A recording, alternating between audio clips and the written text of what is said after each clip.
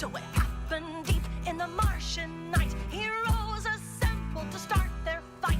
There was no one else. Shadow Wizard my gang. We love casting spells.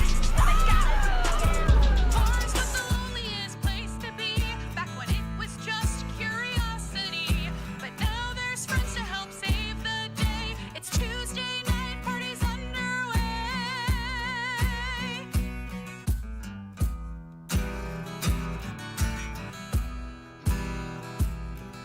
There's nothing worse on a planet red than a night that's dark or a battery dead. The nightmares behind high-def eyes are nights when undead robots rise. Pray the daylight never ends, for tonight we face our fallen friend. So roll initiative and make your saves. Let's send the dead back to his grave. Night's fallen, we're calling. Our mission's overhauling. No reply from our gods in the sky. Death rolling, spikes rolling. It's time to start fireballing. Even on Mars we roll the dice.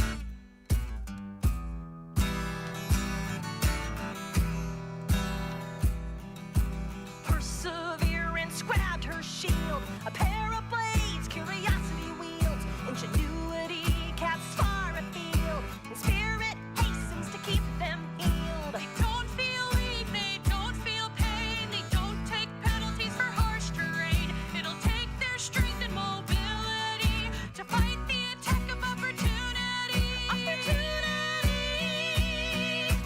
Night's falling, we're calling. Our mission's overhauling. No reply from our gods in the sky. Death rolling, spikes rolling. It's time to start fireballing.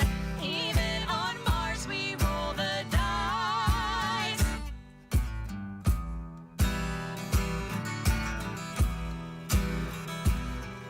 Its spirit lifted her scepter high, and a beam of light split the Martian sky. Chased away those clouds of red. She started casting turn undead. Opportunity watched in fright as he took damage from zombie insight. And from behind he was getting rocked by a sneak attack and some good dex checks. Night's falling, we're calling. Our mission's over. Hi, Sammy. No reply from our gods in the sky. Death rolling, Not yet. spikes rolling. It's time to start. I have you guys muted until intros. I do that every time I stream with anybody. Like,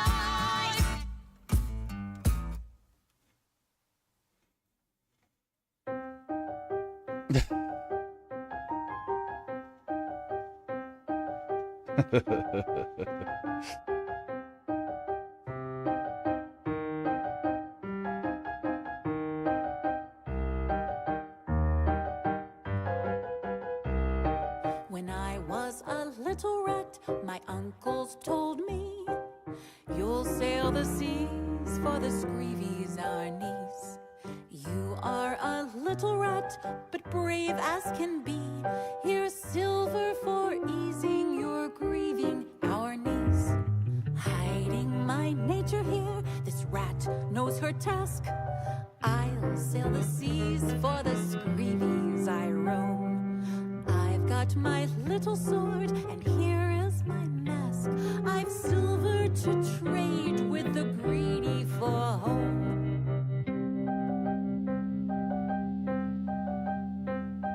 We are sailing, each with a story inside.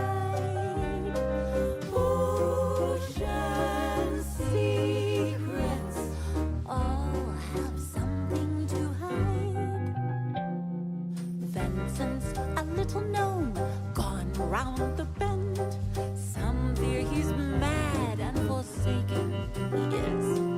He's such a little gnome with an octopus friend, but he kept us safe from the kraken. He did. Sometimes they call him mad.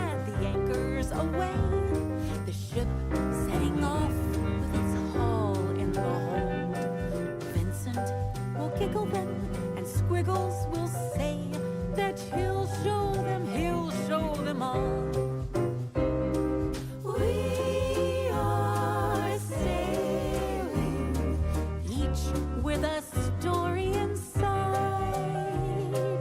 Ocean secrets all have something to hide. One cold and foggy night we had to explore. A ship all adrift, take its measure. A shark ate our sailors up, and then what is more, a priest beat our skiff to the treasure. We fought a little bit, but during the strife, the priest fired the ship, and we're going away. Vincent can summon things, I'm good with a knife. We'll find a way to. We are sailing, each with a story inside. Ocean. Greetings, fellow geeks and gamers. It's 6 of the day here. We're going to be playing some more Dungeons and Dragons. Today we're doing one shot as we have been doing it every Saturday. We will not be doing it next week because we have a thing going on, but we are doing that. Let me go and pause my music. We will be playing a Kobold Mine adventure. We'll be introducing characters and players here in just a moment. But all right, but I'm going to introduce people. All right, I'm going to go through. We're going to introduce ourselves like we normally do. We'll just go down the list. Let me get my one-shot screen pulled up.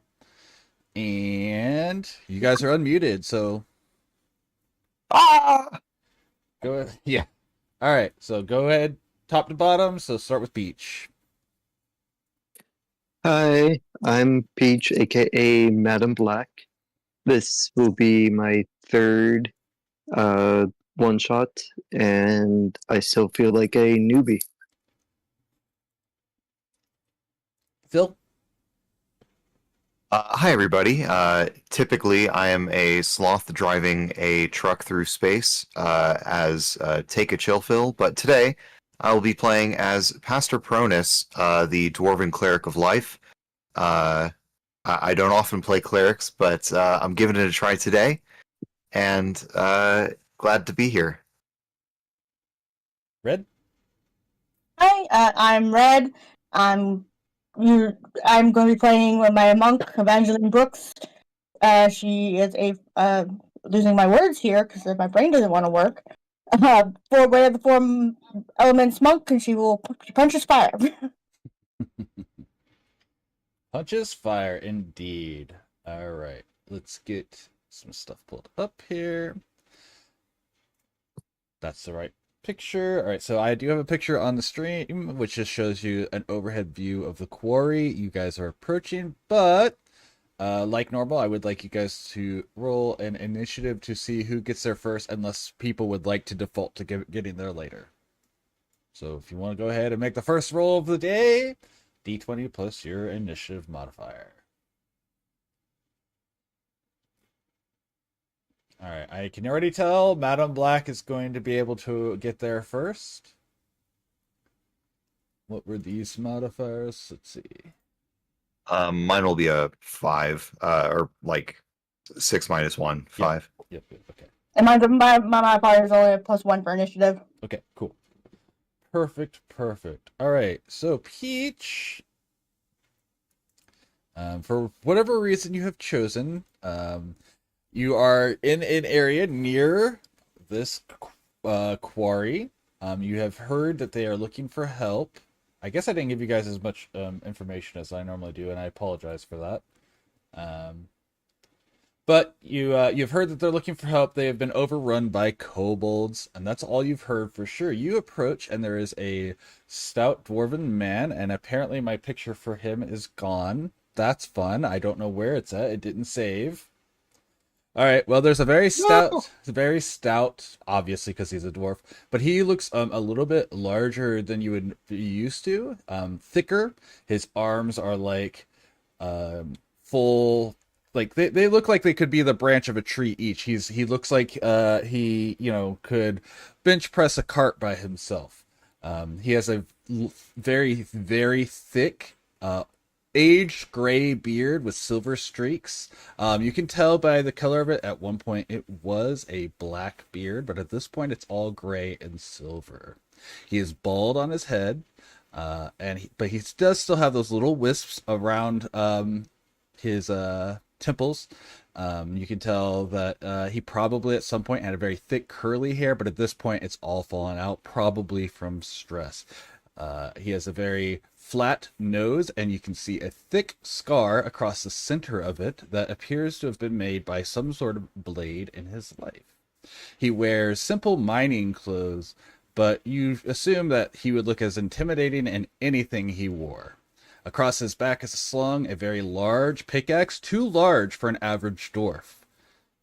As you approach, he just looks you over. He's like, "Are you here to help with the kobolds?"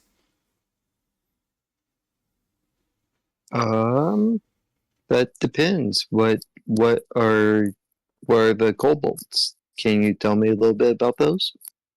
Sure. The kobolds are those little dragon men, lizard men. I don't know. They all think they're dragons, but they've come in and they've set up, and I've lost several miners.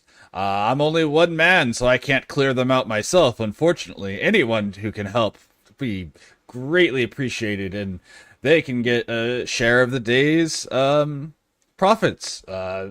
We need anyone and anyone to get in there, because these miners, they may be strong, but they don't know a thing about combat, and they know even less about dealing with kobolds. Sure. Yeah, I would love to help where I can.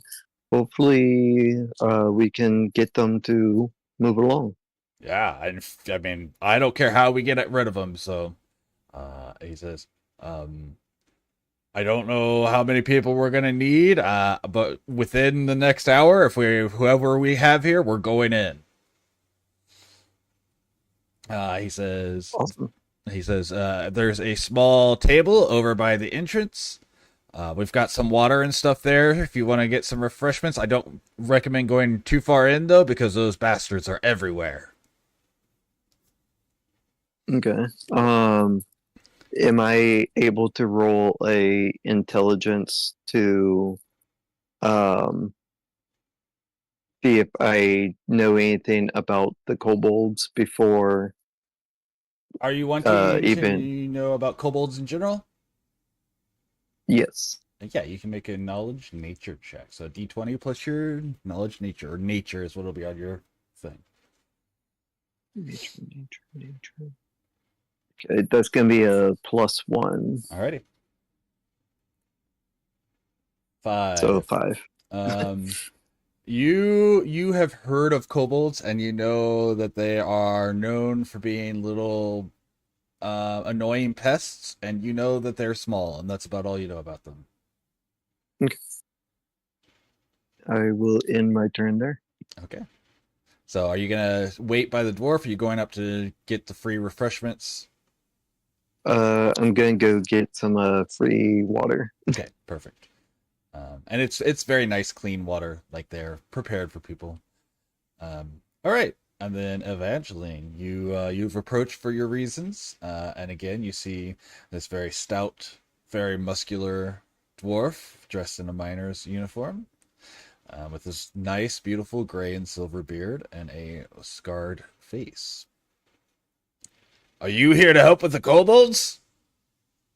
Yes, I am. I'm here to help you clear them out. I'm hearing you're in a lot of trouble. Yeah, they moved in here a couple of days ago and shoved my men right out.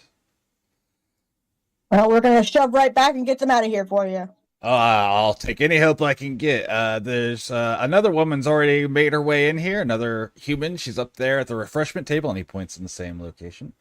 By the strike of the hour, we're going in, no matter who all's here. So if you want to go up there and get ready, we'll go in as soon as the time happens. All right, and I head up to Madam Black and the water table. Yeah, and so as you approach, Madam Black is there, and of course you have met each other. You have met each other on a job for the Lacrima Trading Company, so you do recognize each other immediately. Evangeline, you're here? Yeah, surprised to see you again. What are you doing here? Money. I need it, and they're offering it to get rid of these kobolds. Don't we all? Of course, your characters can, if you want to keep talking, you can between yourself. If not, we can just say your characters make my idle Okay. small chat. Idle conversation while we wait. Okay, perfect. All right, then, Pastor Pronus, it's coming close to the striking of the hour, and you are approaching the mine, the quarry part of the mine.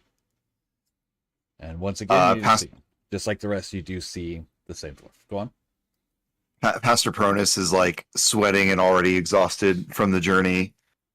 You can tell that he's a little exasperated and intimidated. He doesn't really want to go down in the mines, but you can see that he's kind of here for a reason. And kind of with a heavy, he approaches the dwarf, maybe the guy ahead of the mining site that perhaps he's assuming, and he says, "Is this the job for the mine?"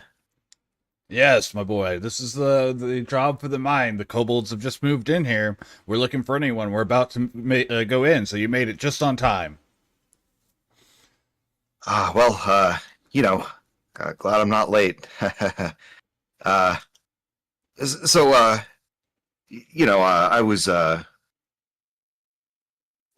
happy to help with the effort. I don't know what you guys have got in mind for the reward, but I'm. he kind of adjusts his tabard and just uncomfortably says, if you have any diamonds lying around, I'm supposed to get one so I can learn a new miracle or something like that. It's complicated. Anyway, point me in the direction of your. I should probably get your name. What's your name? You can just call me Old Graybeard. Old Graybeard.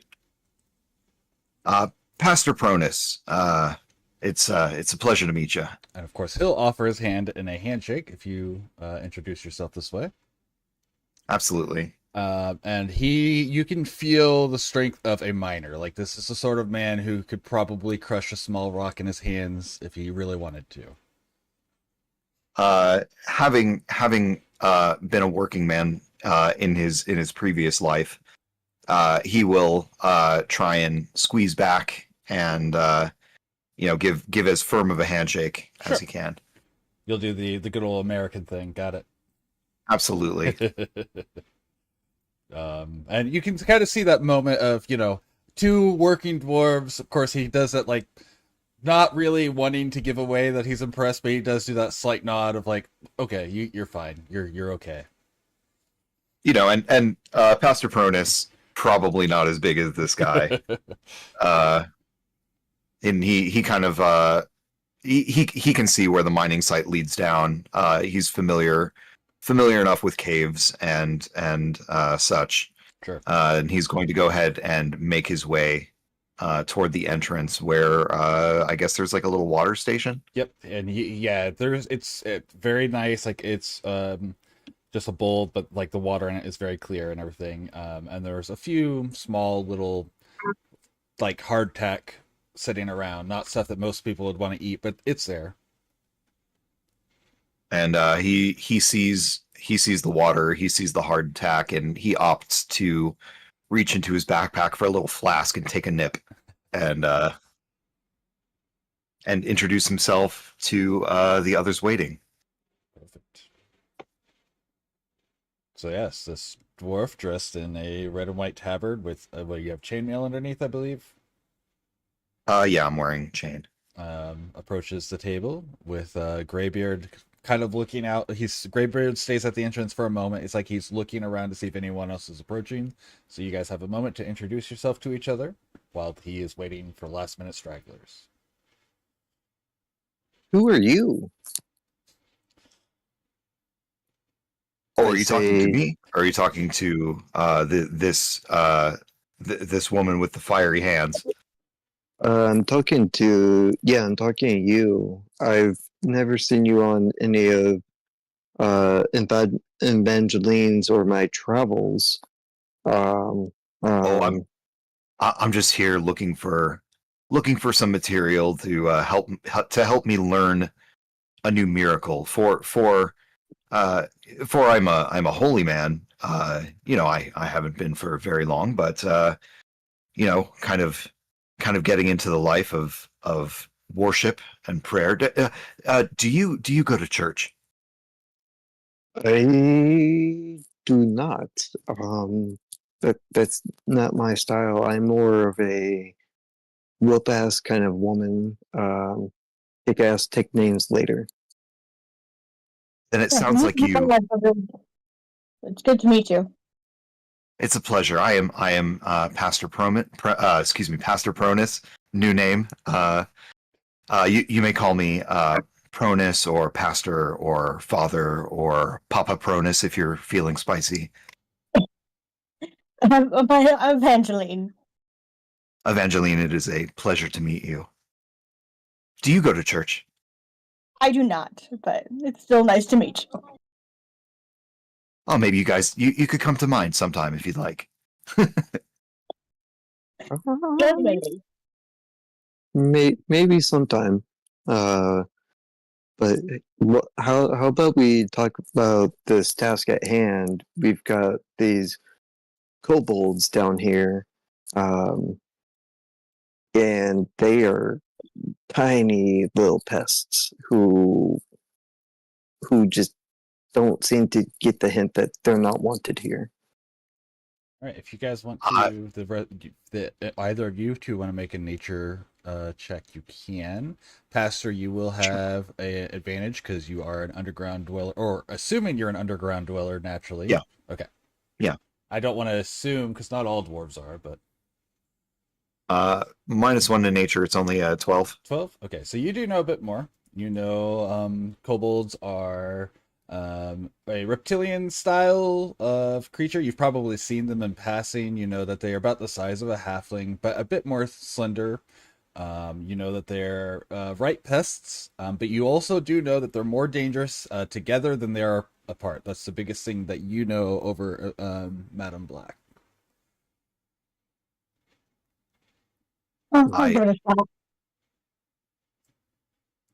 I have a -2 nature, so I got 15. 15. Well, 15 is the next mark here. So you know that kobolds are descendants of a group that they consider themselves dragons, even though most people would debate that. You know that they are masters of making and using traps, and that they use pack tactics, like he did, so they get stronger when they work together. You also know an easy way to deal with kobolds is to get them into sunlight. They actually become blind for a little bit and have disadvantage. We'll say mechanically, they have disadvantage while they are in sunlight. Okay. So that's the information you guys have on the kobolds. You can share whatever you will amongst amongst yourselves. So, Cronus, do you know much about these kobolds? In my past life, I'd run into a few, though I'd never spent really any time with them. Mostly, we try to avoid them. They're, I think if they're down here, they're probably after something, or I don't know. Maybe they're starting a horde. I really couldn't tell you, but I'm really hoping that we can all use our higher senses, our divine wisdom, to negotiate our way out of this. Maybe convince them that there's a better life outside of this particular mine. Hmm. One thing I know we need to watch out for is traps with them. They like to make traps, and it's just not going to be good if we run into too many.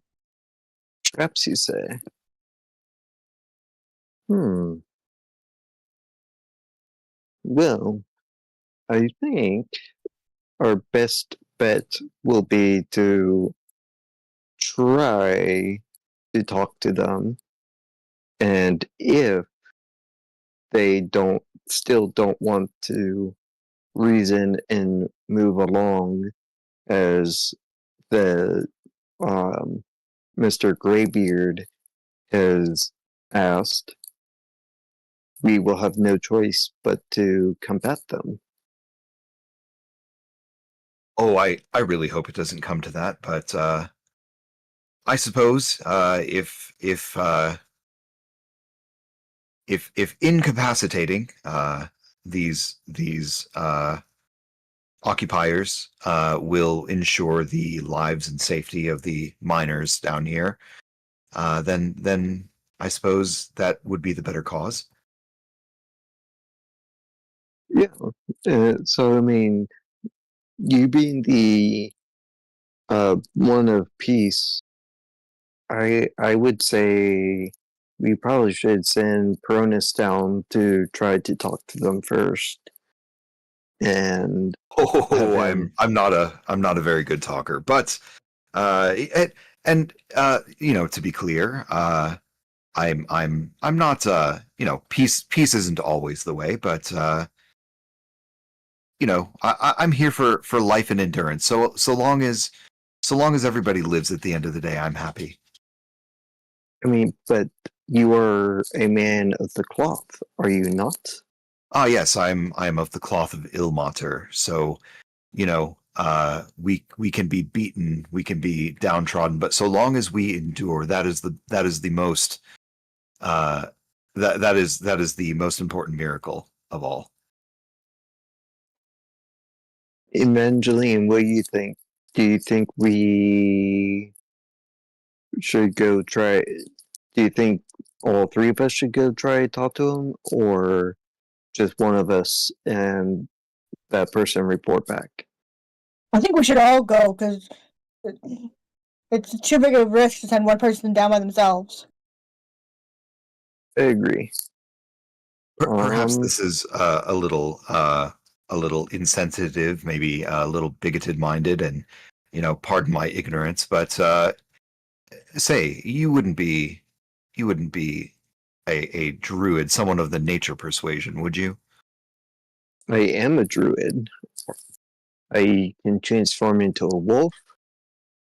I can transform into a dragon, and I can transform into a bear. I don't know about a dragon, but the other two things are true. True. But I I'm think not that going to if tell you you can to change transform it. into a dragon, you would have a very good chance of convincing them to leave. That's true. Oh, Maybe a lizard. okay. The little. Are there any giant lizard options? I know the Underdark Maybe- has giant lizards. Maybe a Komodo dragon. Let me check real quick if there are any reasonable giant lizard options. Yeah, I've actually always been curious about that. If a Komodo dragon is a lizard or if it's actually a dragon. It is definitely a lizard. I think it's definitely a dragon. That's okay. You can think that. In the rules of Dungeons and Dragons, it is a lizard.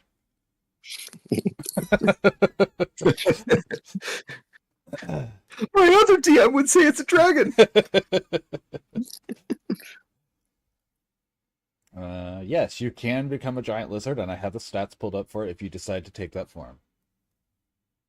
Awesome. Yeah, I will. Can giant lizards talk to kobolds? No, they are Ooh. not able to speak, just like most animals. What if they're magic giant lizards? Still no by default. If you have a way to make them speak, yes.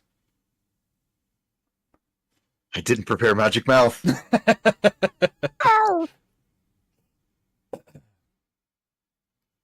If only we had that magic mouth. Um, hmm. Is there a way to find out from Graybeard what language these kobolds speak? Sure, you can go ahead and ask him. He's still, so if you look at the screen, he is here. The arrow was where you guys are currently. He is still up here. So you'll have to walk across the camp. Not a big deal. He'll be easy to get his attention. There's no one else in the quarry right now, anyways. Okay. Um, Yeah, I'll go ahead and do that. sure. And he'll. Yeah. What is it? Do you perchance know what language these kobolds speak? Kobolds? Oh, they speak Draconic. They all think they're dragons, after all. Drakai. Okay. Um, Pardon me for interrupting. Do you think they could understand common, like you and I? They didn't seem to know what I was saying when I was yelling at them, but I mean, they could have just been ignoring me. All right. Well, I suppose we'll do our best. And as you guys are asking him this, you do hear a loud chime, and you know that it is a nearby clock from a nearby bell tower from a town that was a little ways off. So you know it is the striking of the hour.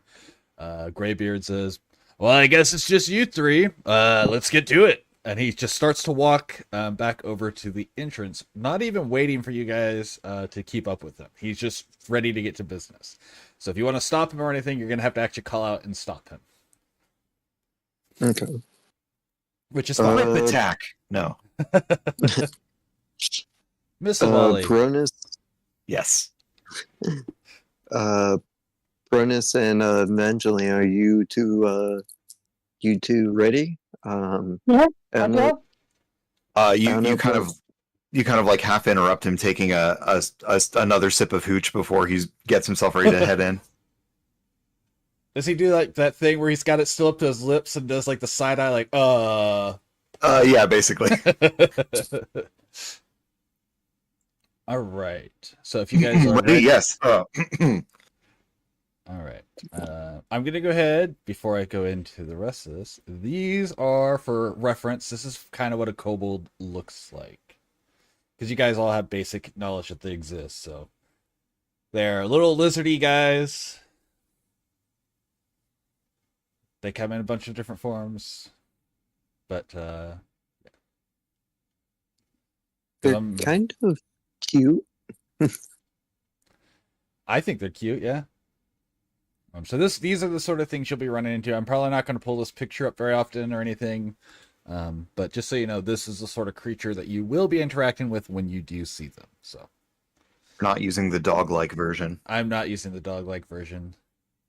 Have you seen the original art for why those are that way? By the way, why the Japanese took like that approach over the lizardy version?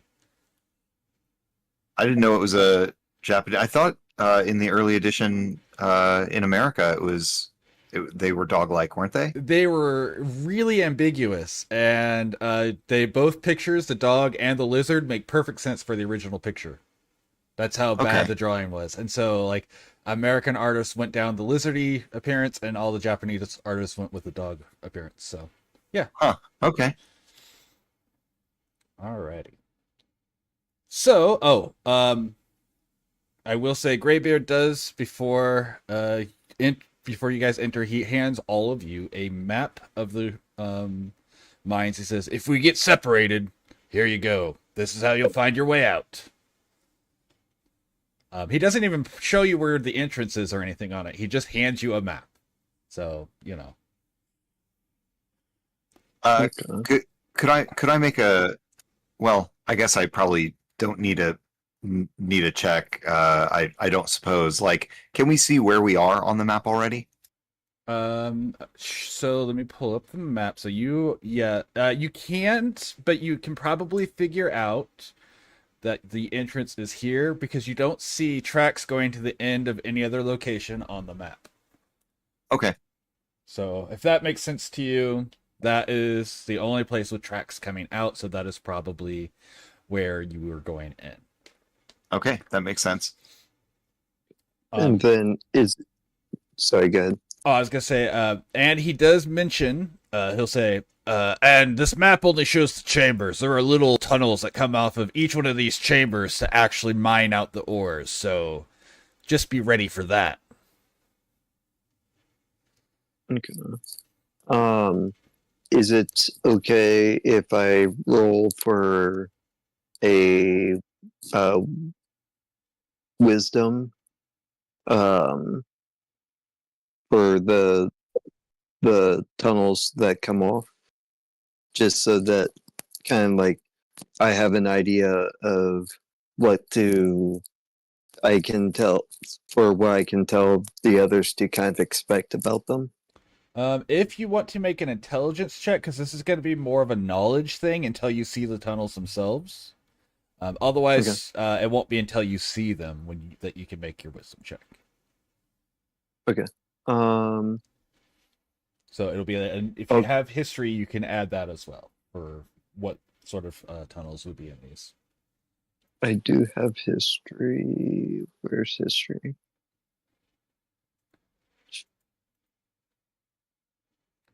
I have history somewhere. Sorry, bear with me. Yeah, you're good. There's a bear with you. I mean, there's a bear in her. Roar. Rawr. A cave bear. I can't find history. Well, if it's not specifically marked, it will still be just your intelligence modifier, which might have been what it was. It is specifically marked. I've got a +3 history, Okay, perfect. and intelligence is a 13 +1. Yeah, so that is included on the your history or the history. So it's your 2 proficiency and your 1 intelligence makes your history. Okay, so D20. Yep, D20 plus 3. Oh yeah. Okay. Let me pull that picture back up. So then, with your surprising amount of knowledge, you know that each of these chambers, any one of these, I'm going to move the arrow around as I go here. Any of these are going to have at least 2 small tunnels. I say small. They would be dwarf-sized tunnels that would be very tight, where they would pull out whatever sort of ore that they are mining here.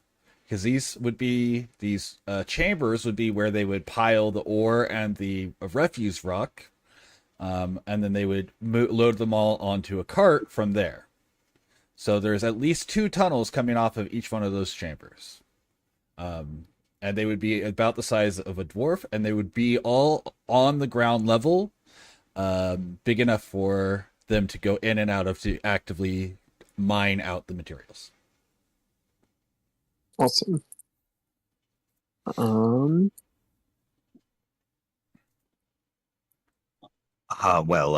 As we are delving into the dark, I will cast light on my shield, such that we can all see clearly while we're walking around. And light does what, 30 feet of light, equivalent of a torch? I think so. Okay. I think. Oh man, I think they're different. I think torch is a little weaker. Let me see. Light is oh no, it's 20 and 20 20 bright and then 20 dim after that. Okay, so it's a little bit weaker than a torch. Got it. No, torch is actually the same. Oh, okay. So it used to be 30 and 3. Yeah, like 30 sounded right, but it upon looking it up, they're both 20 and 20. Okay. All right, so yes, his shield radiates light like a torch, but it doesn't flicker or waver like a torch's light would. And it's a pure, just clean, like a light bulb sort of light. Yep. And that lasts for 1 hour. So as long as you guys don't spend a whole hour clearing these out, you'll have that the whole time. Okay. All right. I will say if you go outside of that 20-foot radius, anything that you're trying to see will be harder for you two, as you do not have dark vision. Gotcha. Pastor Pronus, of course, has dark vision as a dwarf, so he can see without that light. But you guys are going into a dark, scary cave. And that was mined by dwarves, so none of them needed lights. So there are not a bunch of lights inside of this mine. You probably get the sense that Pastor Pronus does not feel the need for the light himself, but the party does. All right. Okay. So yes, Greybeard starts to wander into the mine. He does not wait for the rest of you at this point. I mean, I'm following. I'm not getting left behind. Okay, sure. Yeah. So the first thing he'll stop is at the cart junction, which is a rotating wooden wheel that has large handles that you would use to manually turn the mine carts to make sure that the rails line up with whatever you're trying to move the cart to. There is a cart on it that is currently empty. And he kind of shakes his head forlorn at the empty cart, like he's a little mad that it's a little sad, a little mad both at the fact that it's empty, because this is, bad work for a miner. As you guys are getting to this, off in the distance, you hear a snap that echoes throughout these mines. You might think of it as what sounds like when someone shoots a cap gun, right? Like that sort of pop or snap occurs, and it echoes. And then you hear a screech, like something is yelping in pain. It doesn't sound like a person, but more like some sort of creature. You can probably assume it's not like a miner or something. It's the big point is what I'm getting at. It doesn't sound human in origin. You can tell that it comes from deeper in the mine and not off one of the offshoots. So if you were to guess, it would be across the gorge. So like across the main track here. From this direction is where the sound came from. Of course, with the echoing, you can't tell exactly from where. Beyond that, I think that's our lead. Beyond that, you all can feel, you have that uneasy feeling of being watched at all times as you get into the mine. You can't find an exact point. I'm not even going to bother having you guys roll because you cannot find an exact point here. You just have the feeling you're being watched at all times. Greybeard says, all right. Oh, wow. Where'd that accent come from? All right. We're going to get in here. Now tell me, do you guys want me to guide you in here, or do you want to split up and do this efficiently? I vote for guide. It wouldn't be efficient to break up if half of us can't see in the dark. Yeah. Oh, right. I forget you human types can't see in the dark. Did you guys... Actually, Go on. If I transformed into an animal, would I be able to see well in the dark? Yes. Well, some of them. You do know that like a giant lizard has dark vision. You do know a wolf does not. So your normal transformation is not going to be good for seeing in the dark. You would have the ability to smell things, but you're not going to be able to see them per se. I will go ahead. Actually, hey, Evangeline and Pronus. So I have this ability. I can transform either into a wolf, and I can smell things easier, or I can transform into a giant lizard and can see things better. How giant are we talking? That's a good question. So Would just I? for reference, a giant lizard is about the size of a horse. In that Can case, anyone put into the cave made for dwarves?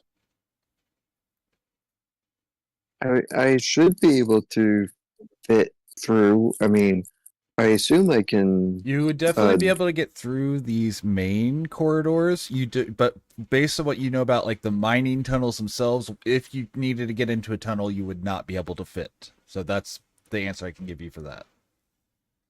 Am I able to dig my way through those, or It is solid stone for the most part, so not likely. so I can fit through these main corridors, but the smaller ones, I would not be able to fit. I think perhaps, uh, if it's going to take like a repository of your ability of your magic to transform, perhaps we could save that for another time, as old Greybeard here has offered to guide us. Okay.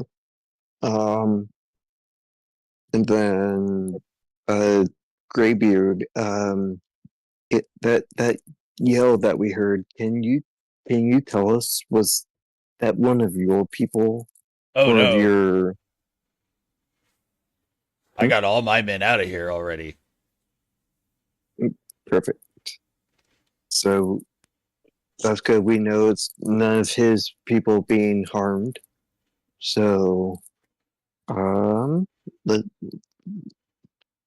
so we're in there, so would now be a good time for wisdom? Once you get to one of these chambers, so whenever you guys Okay. here in a moment, whenever he starts moving stuff,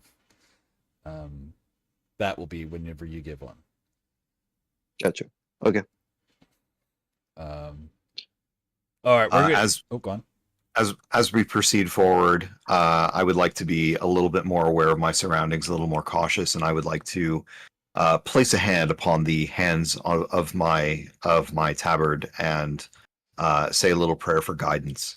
Guidance, beautiful. Are you wanting to apply guidance to your passive check, or are you wanting to save it until you do a active roll?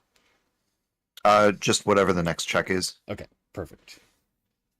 Then if I can do a roll for religion, which is +2. Mm-hmm. What are you wanting to get out of it? To know what he's doing? More so just to have more like faith in more faith in my two partners. I mean, there's not really a role for that. That's the religion is for knowledge, more or less. So if you need to muster up, if you want to make a wisdom check to muster up courage or whatever, that's fine by all means. But yeah, the religion is specifically for knowledge checks. Gotcha. Okay. Okay. Good to know. Go on. Are you wanting to say something, Red? No. Okay. I just saw your avatar light up, so I just want to make sure I wasn't cutting you off. All right, we're going to go about this systematically. We've got one right next to us, and he motions towards this chamber over here. I think we should go in and clear that out first, and then we'll circle along with the tracks. That sounds like a fine plan to me. To me as well. All right. That works. All right, so he's going to start walking along this path that goes into this thing. And as he does, you guys are going to see him suddenly disappear. Just like magically disappear? No, but in a very swift action, he seems to disappear at the very edge of the light as he falls straight down. Oh no. And after a moment, you hear a thunk and a low as he's moaning in severe discomfort. The thunk sounded like the sort of thing that if you've ever heard someone fall off a building and land flat on their back, it's that sort of sound. Like the wind rush out of his chest, there's probably a cracked bone or two, and just general pain from a sudden dropping impact. I am suddenly worried about the possibility of pitfall traps.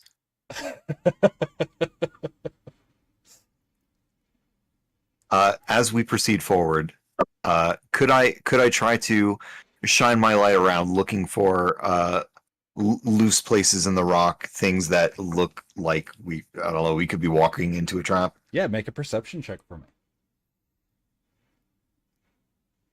Okay, let's see here. Perception is going to be a +6. And then So it'll be a 13. And you said you plus guidance. plus guidance. Yep. So 14. 14. Besides the one that he just fell into, you do see one other that is literally right behind the first.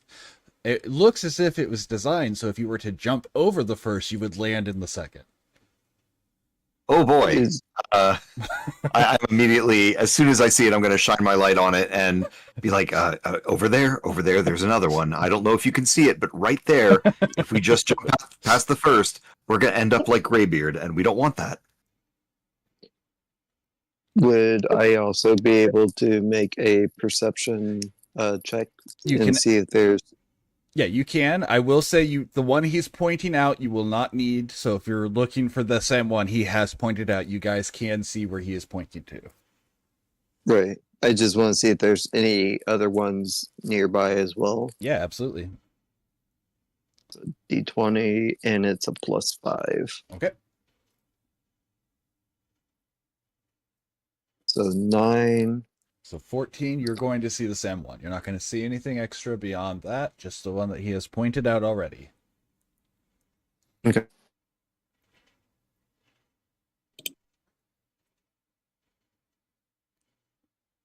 But you then go on. Could I also roll for survival, or in case if I were to fall into one of these traps? Are you wanting? What are you what are you wanting to get out of this? I'll tell you what type of roll to make, because I'm not going to say yes or no to this level. What are you specifically trying to do here?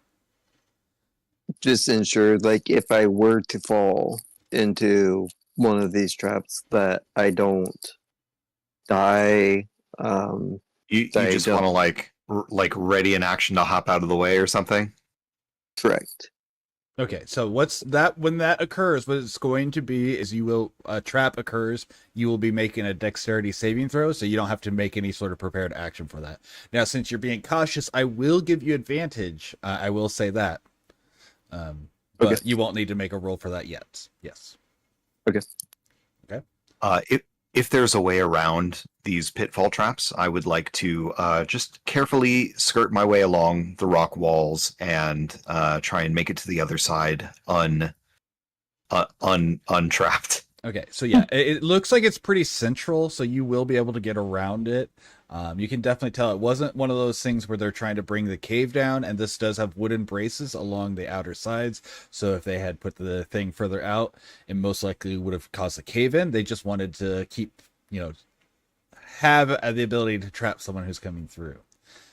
You are able to sneak around the two holes, and then on the other side, you find yourself in a dark cavernous area. There is a single mine cart here, and you can see two dwarven-sized tunnels that branch out and again, like Peach, or like Madam Black had mentioned earlier, she was aware that these are where they would actually get the raw materials.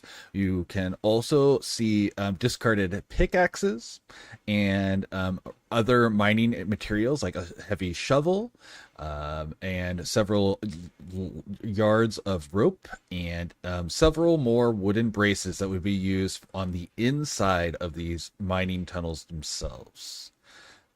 That's what you can see at a glance without making any further checks. You have made it around any sort of pitfalls. I will point out, Graybeard is still moaning at the bottom of the hole. He's definitely still alive. If the coast looks clear enough, and my first thought is like, hey, let's throw a rope down to him and check him out. But at the warning that we feel eyes are on us at all times, that would be putting us at a weak position should we be ambushed. So I'm a little I'm a little bit of at a crossroads. Sure. Like I definitely got a rope to throw down, but And there's ropes on this side. we- Even if you didn't bring them, there are ropes in here. okay, cool. I just worry about the position we'll be in. So I think we should. I think we should give it a shot. Try getting him up because I mean, he is pretty big, pretty bulky. But he is pretty much our guide through this mine. Well, if he can get up, Um, I'll tell you what. I'll tie one end of these ropes to the rail, to one of the mine rails, and toss the other end down into the pit. And I guess we'll go check on him. But it sounds like he took a nasty one. So how go on. how sturdy are the rails? Do They're- we know that? Or They are heavy iron rails on wooden braces. They are what you would expect out of a mine rail, unless your character has experience with mining. You're not going to know exactly how sturdy they would be outside of just seeing them as heavy iron rails on wooden planks. gotcha.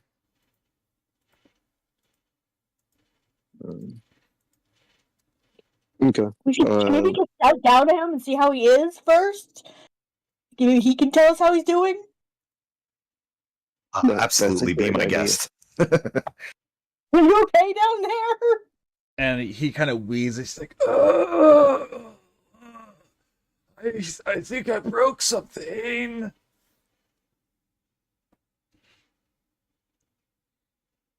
Okay, so yeah, he's Yeah. gonna need help up.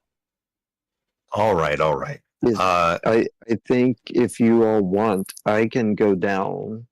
I can heal with one of my spells. I can heal him, and it'll be as if none of this ever happened.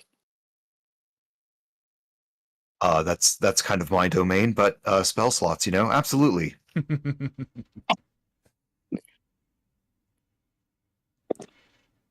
So, are you gonna slip your way down there? Yeah, I'm going to go ahead and slip my way on down. Baroness and Evangeline, can you two help tighten this rope around my waist for me? All right. So if you're going to be doing both these things, including tying it to the thing, I will want whoever's tying it to make a use rope check, which is a dexterity check. And if you have proficiency in rope, which is a very specific one, so you probably won't, you can add your proficiency score to it. Otherwise, it's just a dexterity check. I would make a couple arguments here. Sure. In 5th edition, that sounds like a survival check, but my background is of a cave sailor. All right. Tying knots would be in his forte. Sure. how would you like it to be like a dex check with proficiency? Yep, Or absolutely. Dex check with proficiency, and because you do have experience at this, if you try to use the rope to help someone up, I will let you have advantage on your athletic checks to pull some people up with ropes. okay, fantastic. But this one right here is just a roll with proficiency, right? Yep, just a roll with proficiency. Okay. That's going to be a 12 minus 1 because of dex, but plus 2 because of proficiency. Oh, So yeah. it'll be a That's a 13. very solid. It's a very solid rope. Like you're certain that this would hold a normal person's weight. Okay. Okay. Then did you need me to roll first anything? So how are you? Or- Are you going to attempt to rappel down? Are you just jumping down and hoping the rope is short enough to catch you? Like how are you going down into this hole? Are you? I will. Go on. I will go ahead and just jump down because I fully dressed Peronis Oh, no. and Sorry. I'm not metagaming here. You're gonna jump down the hole? yeah. I mean, you seem pretty proficient with your rope tying skills, and I fully trust you. Oh! I thought you were just gonna jump down the rope.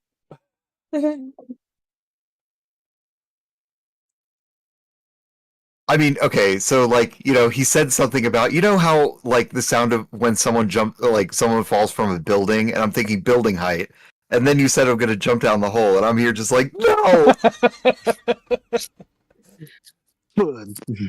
All right, so I want you to understand, though, no one knows exactly how far this hole drops.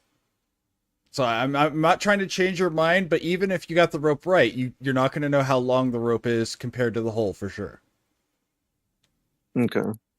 But we do know he fell to the complete bottom. You can guess. You couldn't, like, it's far enough down that the light wouldn't have reached him. I'll tell you that. I'm just gonna like quickly cast light on a rock, or maybe like on like something that Madame Black is wearing, so that at least like she can see on the way down. Yeah, for sure. Can you have more than one light? I can't remember. I think it's only one, right? But it'll just be like it'll be off on mine. Okay, cool. That's fine. I want to keep track of where light sources are for the people who can't see.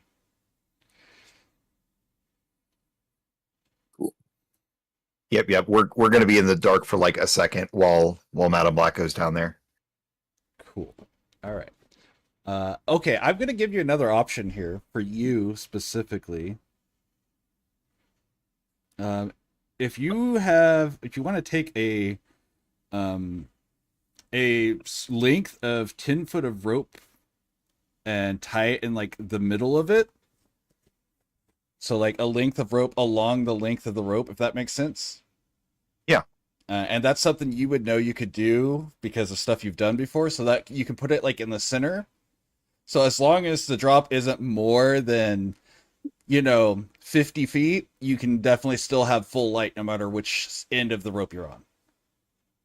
Awesome. So if that's an option you would like, I think that's something that you would know you could do with your past, with your background. Let's go for it. So yeah, you just tie on probably 20 feet up the rope from where Madame Black is going to be holding it or whatever, or tied onto her, however you guys are going to do that. And you'll have that. So now the light is on that part. It's like a stretch. It's a 10-foot long LED fluorescent light, not LED, but fluorescent light in the middle of this rope, essentially. Holy light. Holy light, yes. Stars are bright.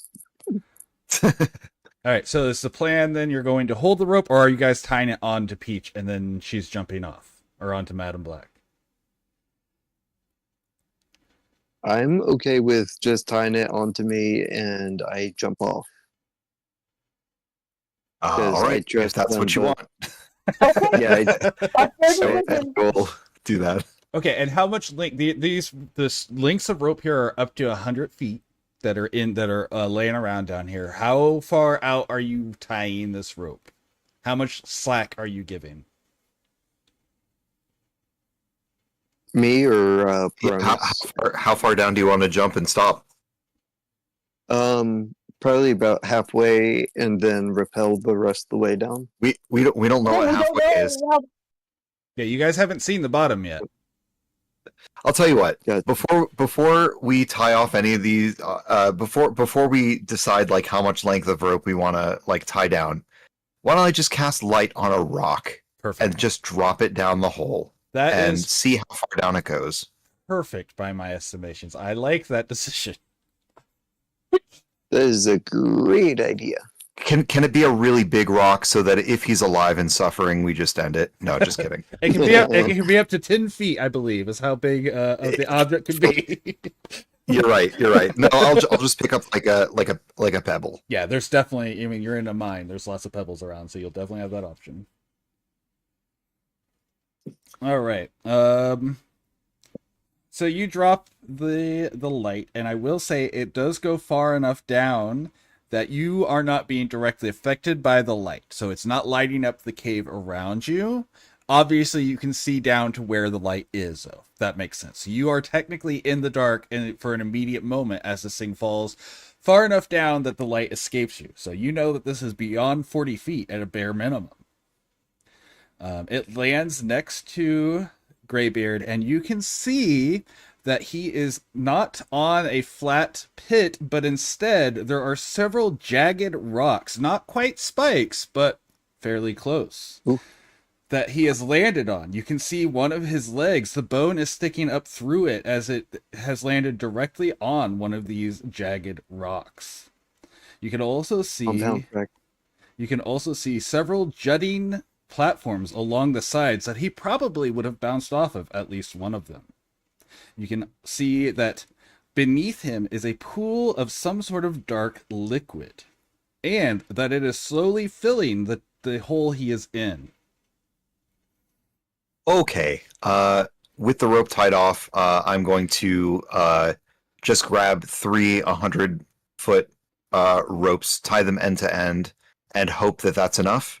I'm going to go ahead and let you know it's definitely not 100 feet. You can tell that. You for sure can tell that. Okay.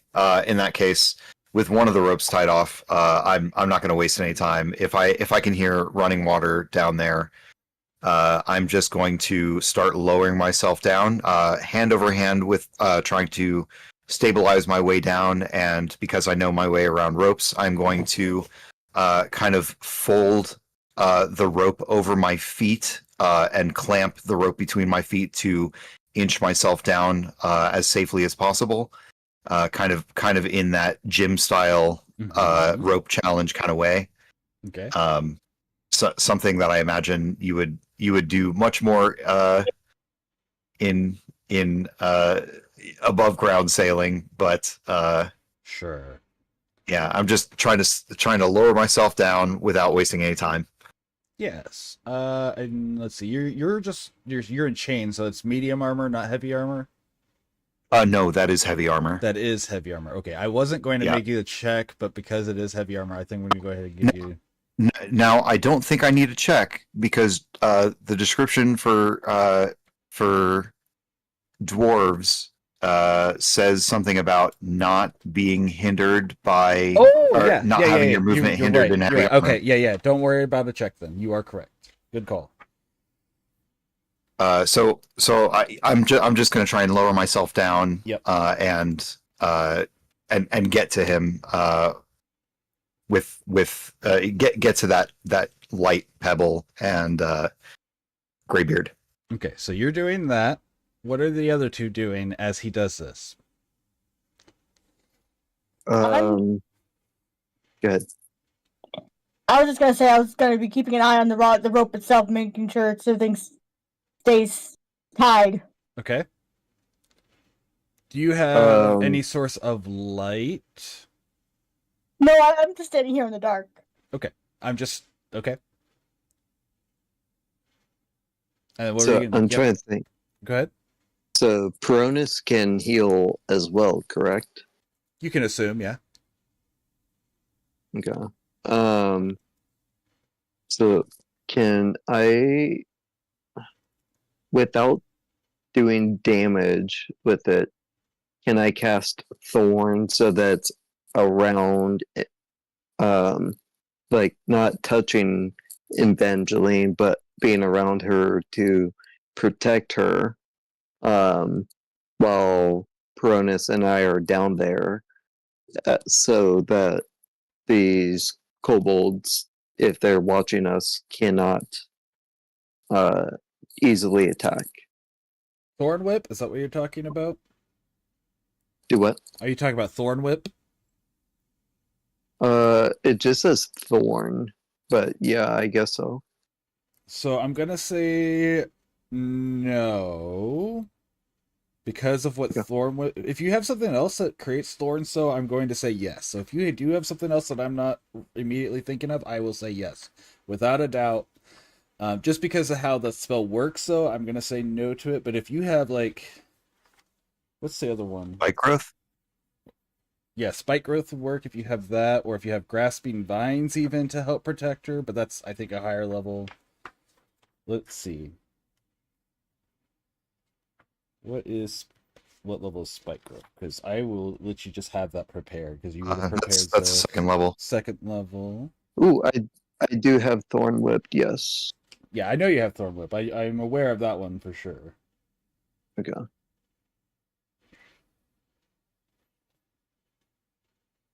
Okay, so yeah, I don't think Thorn Whip is going to work, but if you want to use, let's see, do you have access to second levels at 4? I believe yes, yeah. Yeah, I have Enhance ability and Hold Person. Yeah, those were the ones you had prepared before. I'm gonna say if you want to use Spike Growth to create an area around her, and you want to take a moment to do so, Yeah. and you could just set it up on the side that you know where the tunnels are coming from. So if you want to do that, and then that will make an area where you've essentially created your own sort of barrier to at least keep her safe in the meantime. You said Spike Growth? Spike Growth, yes. Which is pretty rad because if they run into it, they're not going to see it Mm-hmm. at first. They're just going to run into a bunch of spikes and be like, what the fuck? Yep. And Okay. it So is on your spell list, and druids have access to their entire spell list. You just have to have had them prepared. So Gotcha.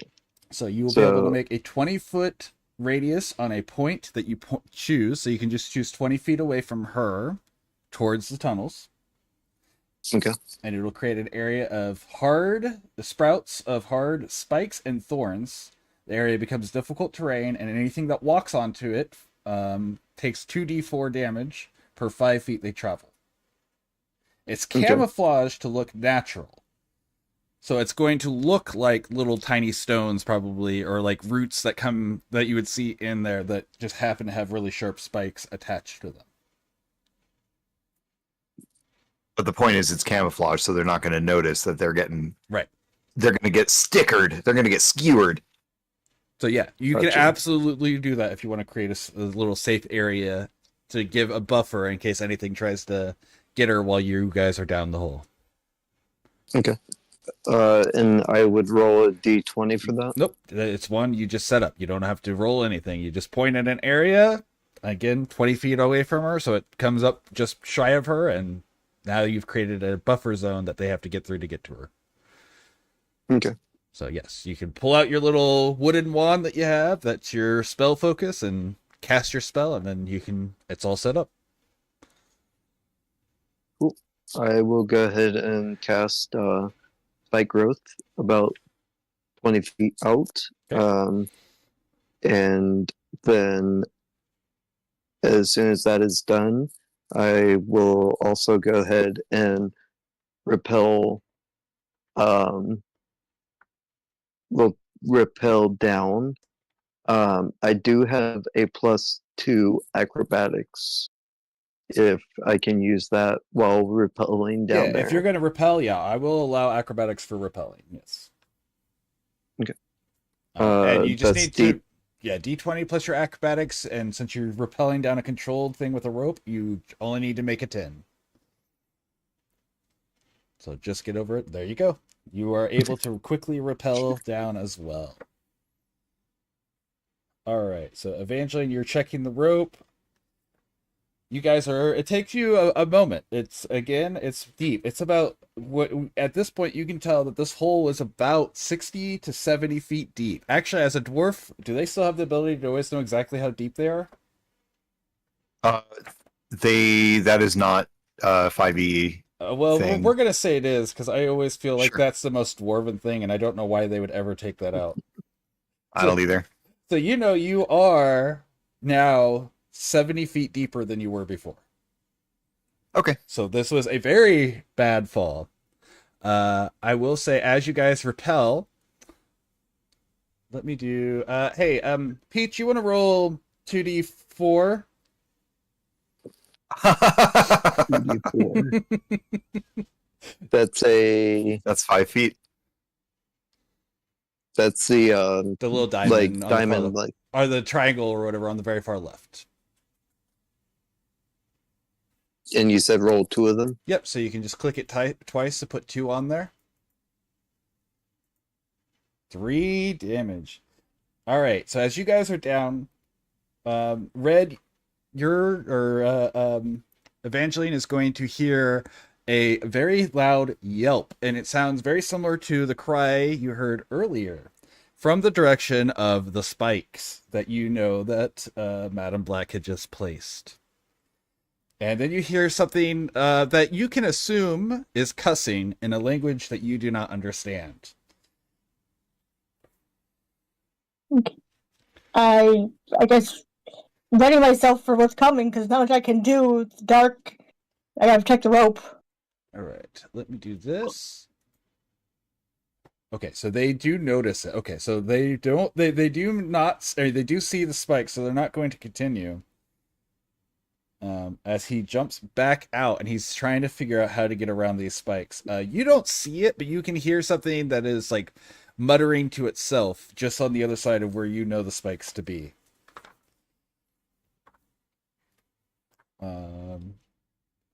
So you are now aware that there is something in this room with you in the dark. And you can ready yourself, like you said, but you have anything else you want to do? You want to keep it silent? I guess the others will hear a little yelp, but it's going to be kind of muffled down in the hole. Yell down to them. You might want to hurry it up. We have friends up here coming.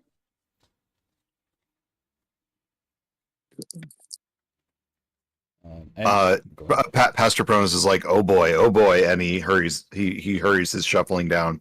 Yep. Okay. And so you guys get to the bottom quickly. It's not too hard for you, because I assume you're essentially dashing down the rope. So you'll be able to make it there in about 6 seconds. And then How bad does the wound look? like I said, one part the bone is sticking out. The rest of him he's got a small trickle of blood coming from his lips that you can tell is probably from the impact to his body. He does not seem to have any punctures going through him, but he does not look well. He looks like he took, a 70-foot fall onto jagged rocks that, like, one practically went through his leg. The moment that I can reach him, I'm going to kind of kneel down beside him. Even though he's a bigger dwarf than me, I'm going to try to carefully. Shh, it's okay. I'm going to try and push his body up, hold his ribcage still, and wrap my holy red threads around my finger. Apply my hand to the wounded ribs. And expend a first level slot for cure wounds. Okay. Healing. Let's see. +7 is going to be. It's a D8, right? Yep. D8. Yep. It'll be 6 + 4 + 2 + 1. That's going to be 13 points of healing. All right, he improves majorly. His leg is still severely damaged, but he does seem to be breathing all right now, and he seems to stand on his good leg without needing as much support. He doesn't seem to be dying at the moment. Okay. May I go ahead and roll for a medicine on a +3? What are you wanting to do with it? Yes, you can. I'm just curious what you're trying to do with it. Just kind of mend his leg a little more. You want to like splint it? You want to like put it in a splint, essentially? Yeah. Do you have any spare rope on you? Or you have a knife? You could cut, I guess, the end of the rope that you rappelled on. I could. I mean, I could just chomp through this rope if I am able to transform into a animal with razor sharp teeth. Don't you have a scimitar or something? Yeah, I say As a druid? you should have some sort of bladed weapon. You don't want to expend one of your wild shapes just to cut a rope, right? Let's see. True. Let me look at what your thing is, because I don't remember what all you have on it. You said scimitar? Druids have the option to get a scimitar. Yeah, if you have a scimitar. You want it? You have a scimitar. You could use that to cut the rope. Say, you can cut the rope, and you can... Okay, go ahead and make a medicine check for me, and we will see if you can splint the leg. That's a D20, correct? Correct. D20 plus your medicine. Oh yeah, you expertly splint the leg to the point where it's not healed, but you're pretty sure he could put his weight on this for moments of time, even, is how well you apply this splint. You just, Sweet. you use some little pieces of, maybe even use his pickaxe, part of his pickaxe, as the stabilizer, and you tie this rope in a way that splints his leg where he can ably move again. And then, is he big enough that Peronis and I could literally just ride up on his back while he climbs the rope? Honestly, yeah, he is strong enough to do that. Yes, actually. Being that he's injured and I don't want to rush him up the rope. But hearing that something's going on up there, now that he is like in a stable condition, I'm gonna like dash up that rope to see what's going on. All right, so that's what you guys have done, and then okay, Red. Let me check something on your rules real quick, because I want to give you an option to defend against something, but you're in the dark, so I don't know if you can. That was a good point. I forgot that she had something going on up there. Now, can I ask if and I'm not sure, I don't remember. Do elemental monks have like a fire? Yes. Making kind of cantrip that they can like, light a candle or a torch if they have like an explorer's pack or something. They definitely have the fire abilities. Let's see what all immediate options they have. I have a tinderbox I didn't realize that I had. I probably could have had a torch this whole time.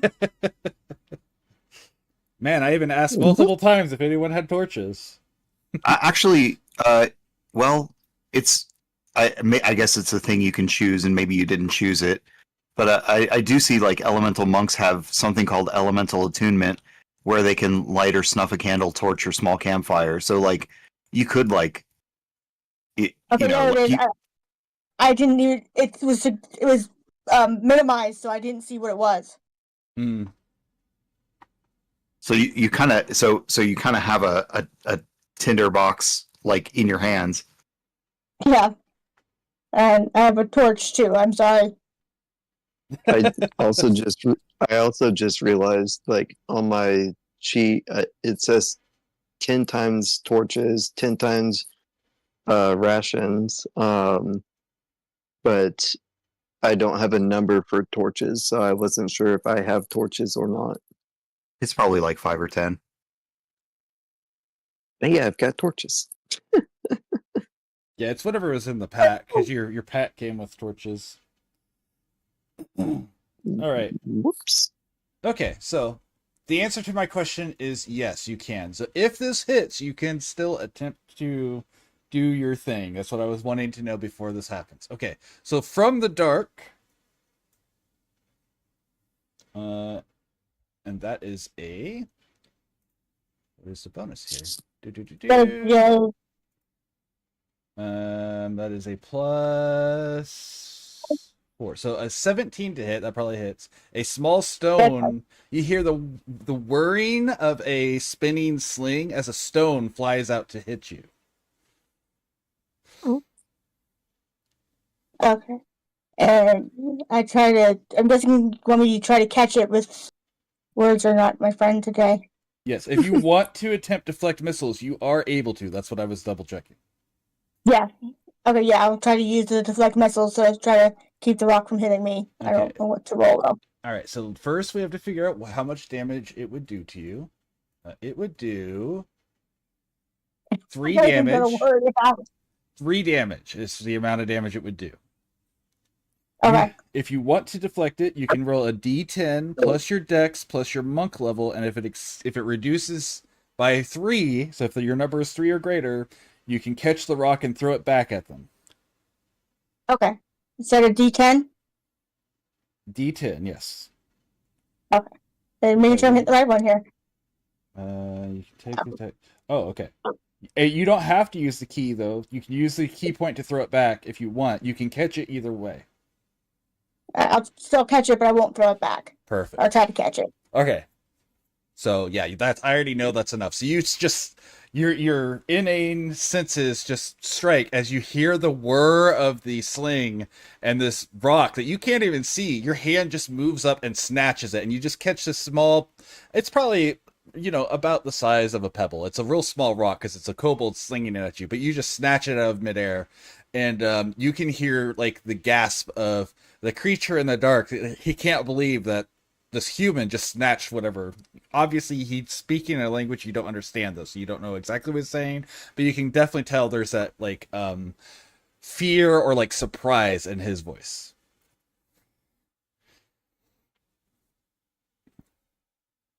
Okay. Can I take this opportunity to light a torch that I now realize I have? Yep. So yeah, as you've caught this rock, you kind of like toss it off to the side. You pull out this torch, and as you're holding it up, it just ignites, right? As your monk ability.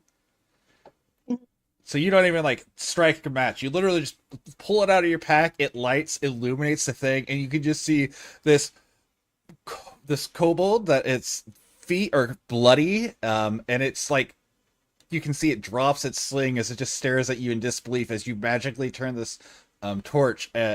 You can kind of get the feeling that it thought you were probably some harmless human rooting around in the mines, and now it's kind of freaked out that you just not only caught the rock, but just magicked a torch. So you're doing all these things that are dangerous all at once in front of him, and you can see he's about to turn and attempt to run back down the tunnel.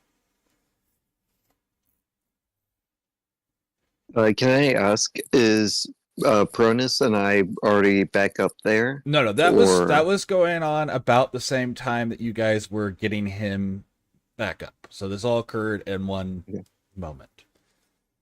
Gotcha. So all of this occurs in about 6 seconds. Like you guys are down there, you take a moment to heal him, and you're splinting his leg while Pronus is healing him, and that takes about 6 seconds, or give or take.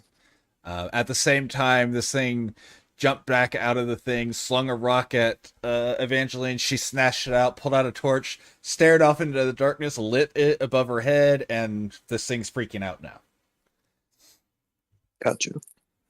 Now you guys can. I will say you're going to Madam Black. Oh, what's going on here? Oh, I'm blocking it. Valleyverse for joining the Geek and Gamer Army. Thank you. I hope you're enjoying the show. Why is that below everything? That's supposed to be on top. Hi, Valleyverse. Hi, Valley. Very much appreciated. Oh, Friend of Peach, cool. We're having a good time. I so far I don't think this is what they immediately expected to be encountering, except for maybe Phil. He may have known what he was getting into. I've played a game or two. He may have known what kobolds are capable of. It's crazy what a 1/8 challenge rating monster can do sometimes. right. The monsters know what they're doing. All right, so yeah, it's gonna take your 70 feet down, so you're not gonna be able to climb back up in one turn. Just be aware of that. Madam Black, you Actually- are. Oh, go on. So I do, I believe, have long stride. Yeah, long strider, spell level 1. Mm-hmm. Would I be able to use that for going back up? It will make you faster, but that makes your movement speed 40. So it's not going to just get you up in one turn still. Well, with the dash, if you can successfully make your athletic checks to dash up the rope, it would get you up in one turn. But that will be a Okay. DC 15 athletics check.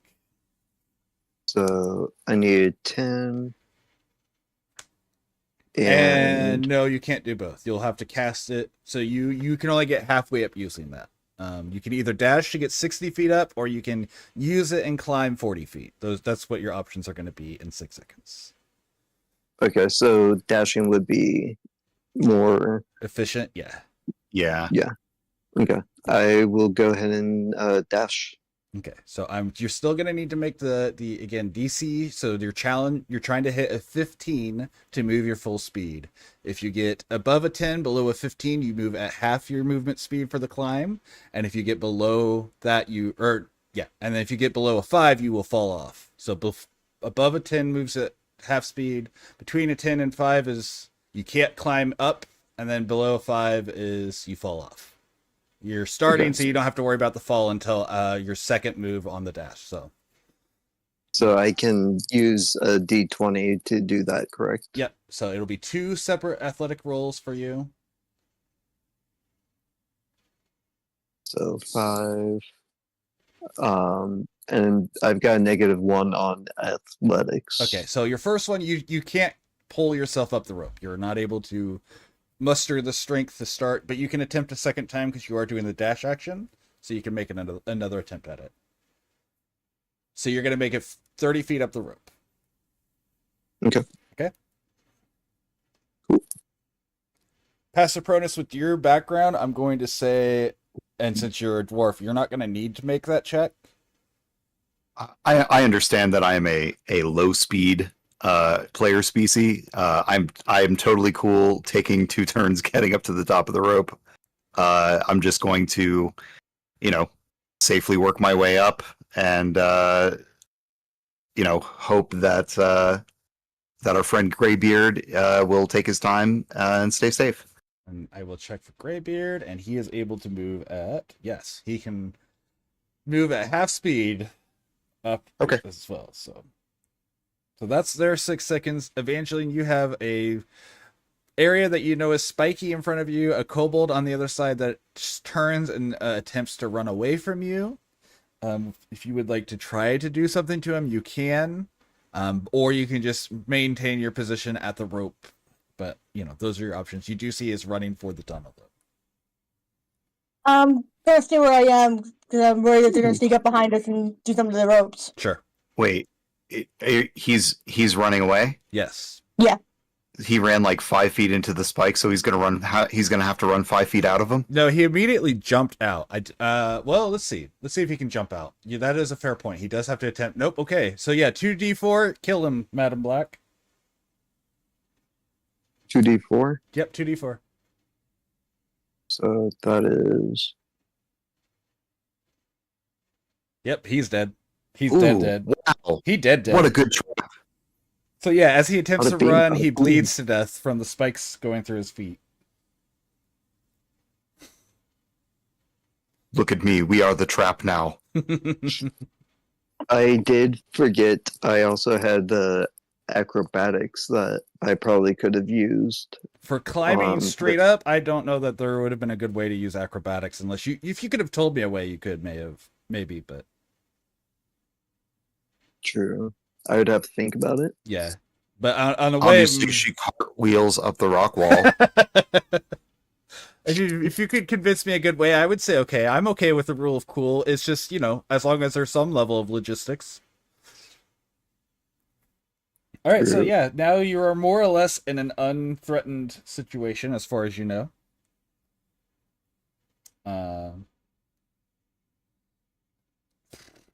Okay. So if I can, But the people in after thinking in about the hole don't know that yet. good. The people in the hole Okay. are not aware that the kobold has fallen down dead yet. If I can, After he you dies, and I shout down, I guess we're okay. He kind of died from your spikes.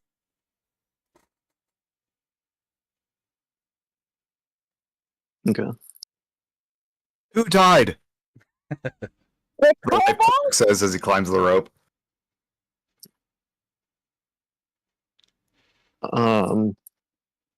If so, after thinking about it for a moment, kind of like ninja warrior, like kind of bouncing off each side of the wall, while like grabbing the rope each time.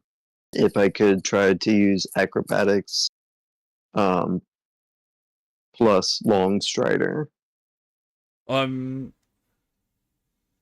So Long Strider is going to take you in action. And it requires your hands, so you'd have to get back down off the rope first for that. I like your idea, but I don't think you. I don't. I think. Let me double check. Long Strider may not have a somatic. If it doesn't, then you could do that without question. But I think Long Strider has a somatic, so you would need your hands to do that. Yeah. Long Strider does have somatic. Yep, somatic. So Okay. In that case, can I just use the acrobatics for this? yes, you can use your acrobatics. I will allow that. So Okay.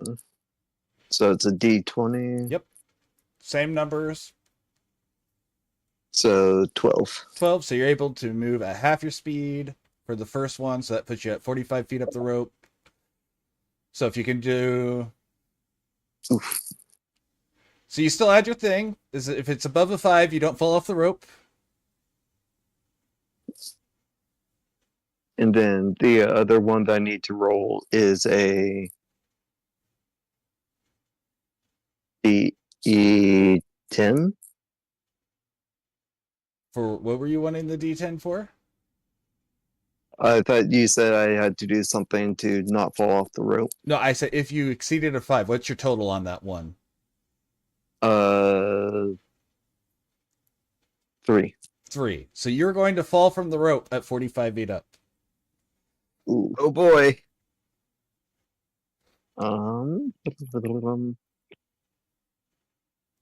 You are That's falling something. past everyone else that's on the rope, for what it's worth. Or on the ropes. At the risk of my own strength check, could she make a dex saving throw to like grab onto me or something? Yeah, absolutely. I would absolutely allow that. Okay. So your dex saving throw. You're just looking to get a 10 here. See. And so I just use a D20 or can I use the 10? D20.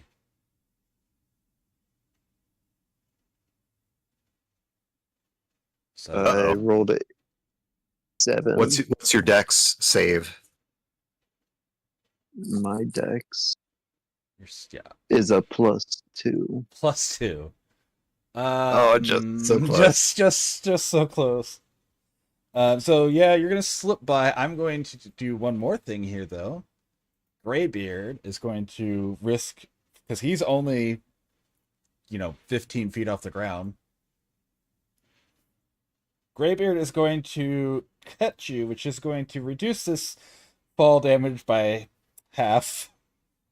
What's the 45-foot fall damage? I forget if it's 1d6 or 2d6 per 10 feet. It's 1d6 per 10. Okay.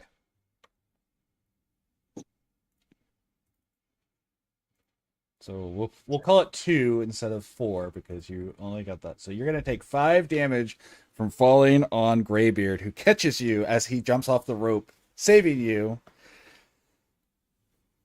Somehow not, because of your amazing work, not breaking his leg again. The water, you notice, is now, by the way, up to your knees. What are you guys doing? Quit trying to do fancy acrobatic tricks on the rope. Get up here. I will climb back over Graybeard and get above him since I am faster than he is with his bum leg. Sure. Let's see. Pronus, if you double moved again, or if you double moved, you can make it out on this turn. So you can climb all the way out of the hole if you wanted to after they fell past you. Sure.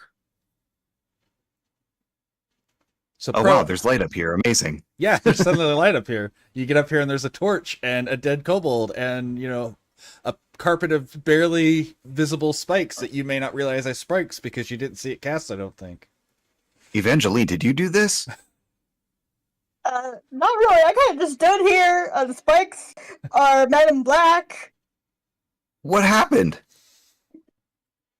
He came. He got hit by spikes. What he just spikes? goes, oh, men in black. I cast a spell and made some spikes appear. I don't see him. Thank you for the high Peach. Everyone take a drink.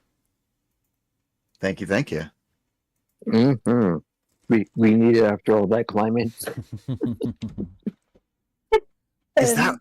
Those are little spikes? Oh man! That's you can nasty. you can make a perception to see the spikes. By the way, that is part of the spell's abilities. Advantage since she pointed them out, but I think since it's camouflage, you do have to make the check. It would be 19 without advantage. Oh yeah, you got it. You can see them clearly. Yeah. Okay. So you can see what killed the kobold and where it bled out, and you can see these tiny growths and spines and everything. Actually, the spikes might be gone if Madam Black took damage. Oh yeah, man, we're getting really crunchy tonight because of just how clumsy this has become. Yeah. We haven't even made it to the first tunnel. Make a concentration save, Madam Black. Constitution save. Sorry, Constitution save. Okay, that's a 15 plus 2. Okay, then you are good. 15 plus 2 is more than enough to save for that. No, I mean, like I was just saying what it is on my sheet, but I rolled a 2, so 4. Okay, so yes, then the spell did disappear. So there are no spikes. You are correct. What spikes?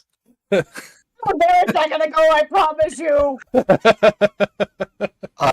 Pastor Pronus would like to make an insight check on Evangeline. Hell yeah. Did she just murder this kobold? Yeah, if you're rolling that one, you think she's lying. No, my insight I think is 16. Okay, yeah, you can tell she's being honest about it. And...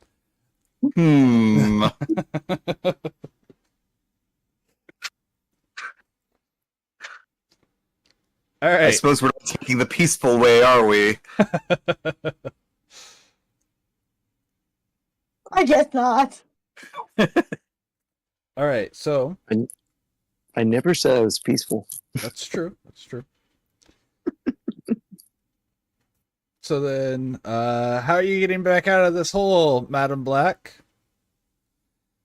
So I also want to let water you. No, I want to let you know. You can now tell this is not water. Now that it's high enough to actually feel it, you can tell it's got an oily consistency to it. Okay. Am I able to yell loud enough for them to hear me? Sure. Hey, Pronus, this is not water. This, whatever this is that's rising is got like a oily texture to it. Pronus immediately breaks personal boundaries and like tries to like back Evangeline with her torch away from the hole.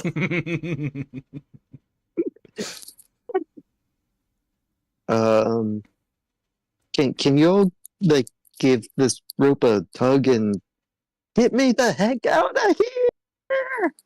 Yeah, if Madam Black and Graybeard are on the rope, I'll start helping by trying to pull. Yeah, okay. So I'm going to go ahead and say if you can just take the aid another, so you're not going to have to do anything. Yeah, help action, just fine. Yep. And they will continue, and he's strong enough, he can actually not fall off. Like, he cannot fail an athletics check to fall off. So he is going to essentially just carry Madam Black as you assist the climb out, unless Madam Black stops him from doing so. I will not stop him. Okay.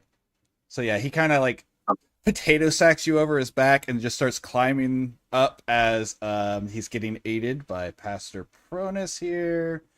Yeah, so that's a 10. So he's able to quickly climb. That's more than a 10. So yeah, that's a 17.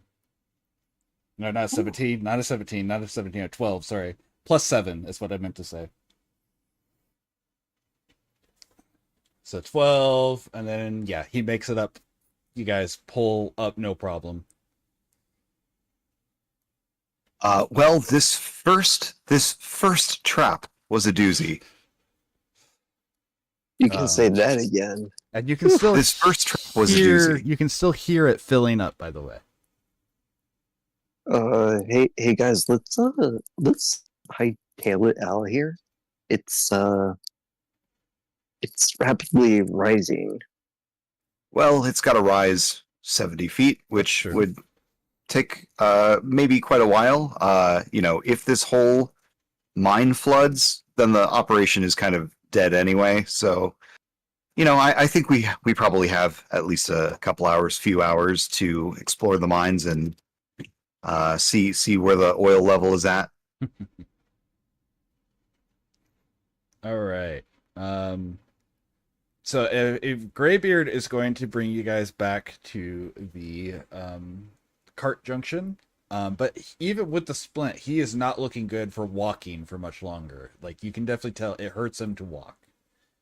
Like, it may be perfectly splinted, but his leg is still, broken. Can we figure out? Can we sit him in the cart and figure out how to align the track with the tunnel entrance and just like jet him out? Yeah, and it's not hard to do. Like, he can walk you through the process. It's like you pull the brake, you push this thing, and it's so well oiled it moves super easy. And then it once it lines up with the track, it kind of catches for a moment, so you don't even have to try to figure out how to line it up. It's got like those little, you can tell there's like grooves that catch it between each track, and then you would just lock it, and he can walk you through it, no problem. Before we do that, I just remembered I also have a spell level 1 of Cure Wounds that I could probably use on his leg again to potentially cure it further. So the thing with broken bones is, unless I'm remembering incorrectly, because I sometimes get 3 and 5th ed, you need restoration to fix that sort of thing. But let me double check. I may be wrong.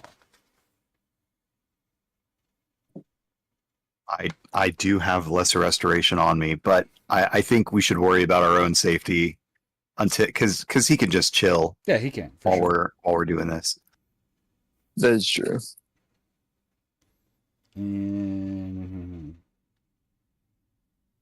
Lesser restoration in 5e is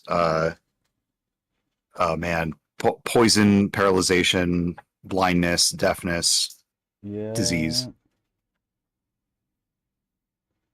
Gotcha.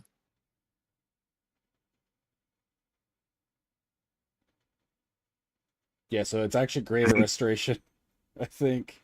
Touch positive, debilitating effect. Yeah, I don't remember Broken Bones being like in the rules of 5e. No, it's an one of the optional variant rules. DM. Mm-hmm.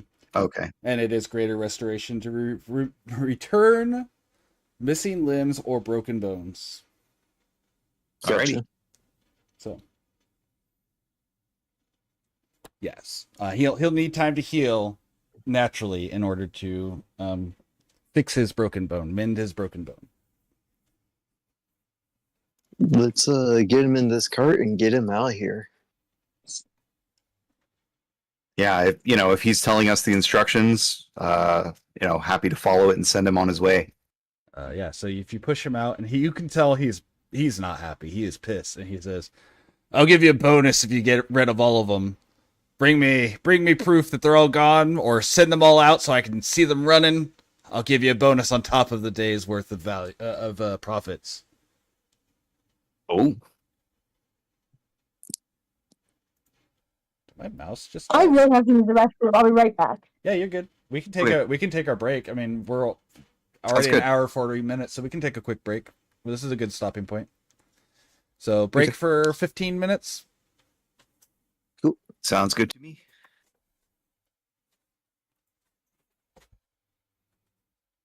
Maverick got excited at the word break. Give me a break at that Kit Kat bar. And here is my mask, such silver to trade with a greedy for home.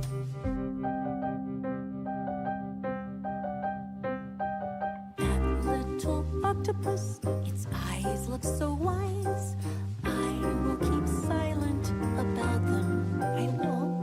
The gnome knows my nature now, but will tell the world lies, and none will have causes to doubt them for ill.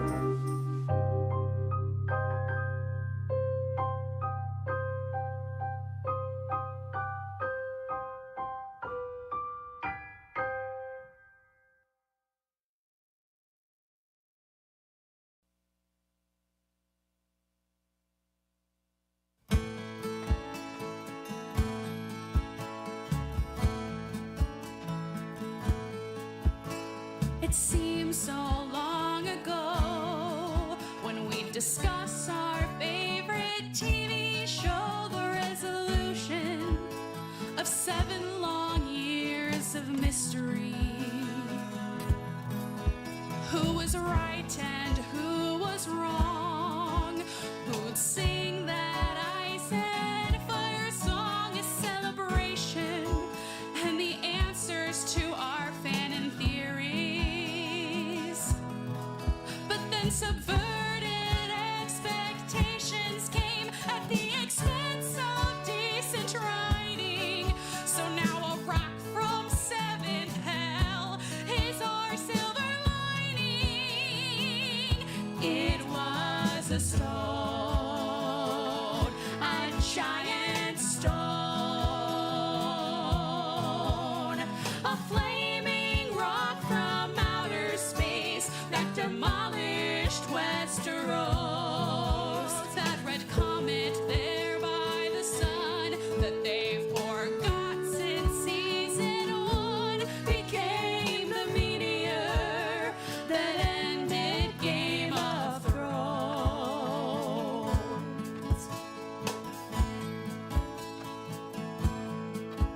Just imagine how sweet it could be if we'd never had to see such character assassination of unprecedented scale. Can they still hear us? Or... Was it really worth our knowing which way the story was going? If it meant the ending would get shot clean to hell. Is it easier to reconcile poor decisions with fandom hate? Or is it easier to retcon season 8? It was a stone, no, really a stone, a flaming rock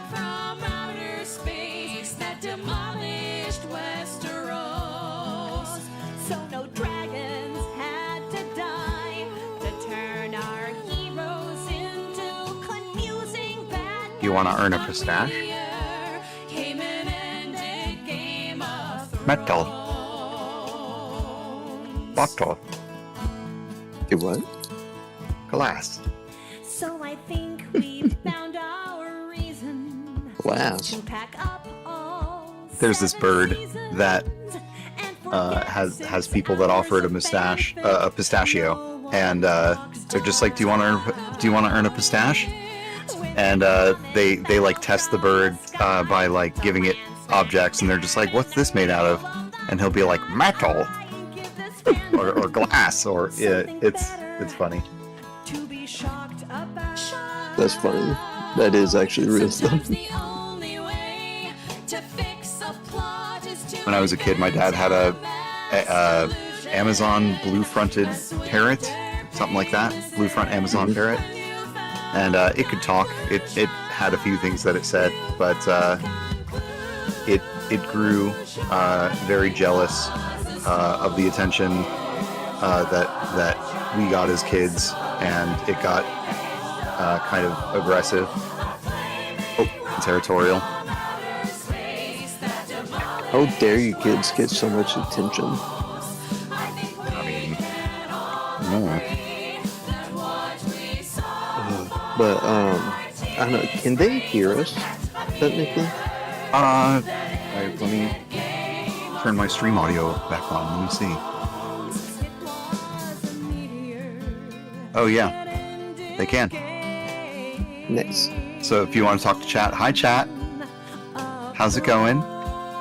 Valley Versa, it is a pleasure to meet you. I am Take a Chill Phil. I have a channel where I play RPGs, but I don't run D&D like Sleeps does. Not that I wouldn't, but I'm really enjoying this one-shot series.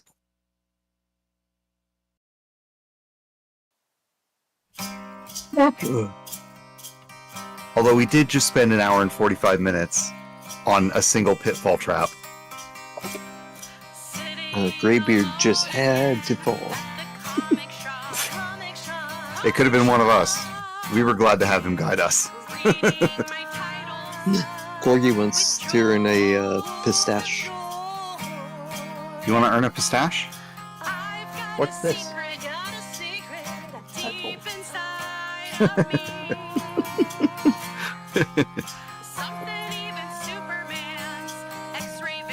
Pistache earned. I'm a bad nerd. I hate Mando and Grogu. I like eating But yeah, games and that was fighting not very smart move of me to use acrobatics to try to get back up. I'm a bad No, I mean, you know, it's just humans in Mass Effect. sometimes like you want to use a skill and like it just doesn't work out. That's just D&D. Yeah, I mean, I kind Out on the of figure it as a hit or miss. call me troll. You know, it doesn't hurt to ask though. Never hurts to ask. When on Reddit I dare to say Corgi, what's this made out of? your favorite character. Oh, you're being asked something. is an Do you have stream audio on? Not right now, what? Turn it on. I don't need your analysis. Corgi, what's this made out of? Therefore they are true. Wait for the delay. You'll hear it. I'm a bad nerd. I get That's right. Here's a pistache. Facebook. Oh no, he's actually finished his pistaches. Ah, damn. He's moved on to a Snickers bar. Damn. I'm a bad nerd. I just saw it whenever I sat back down. I was like, perfect. I'm paying full price for cable. Never use my free Hulu account. We can get more pistaches. You can go to the store and get pistaches. But you have to tell them what everything is before you get your pistaches. Oh, I mean, yes, of course. Like, this is a meritocracy. We don't just give away pistaches.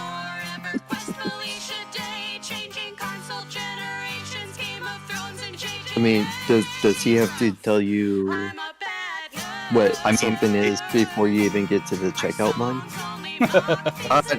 I mean, we get it home, but then like I have to like line up all of our belongings in front of him, one for each pistache in the bag, and he doesn't get a new one until he can identify the next thing. It doesn't count if you don't have a truck. Oh yeah, you know what? We have to load up on Shrox.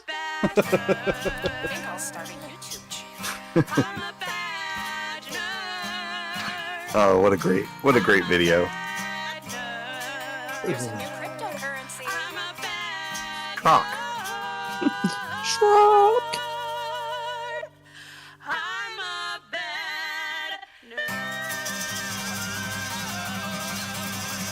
Quick, hold up another item for Corgi and ask him what it is. I sent you a message, Phil, the veteran player here. Follow the pattern and draw the lines. I don't know where my scissors have gone. Gotta get her done on time. Got an idea of what I'll be.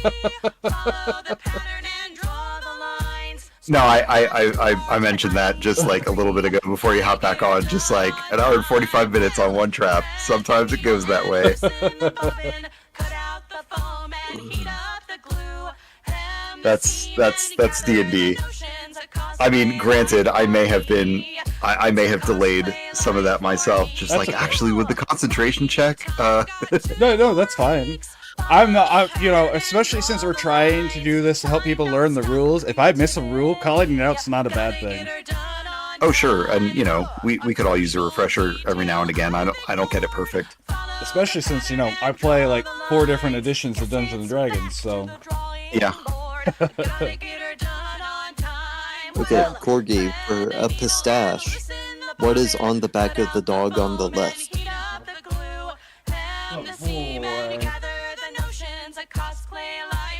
Wait, on Did you their do that, left Corgi? or on our left?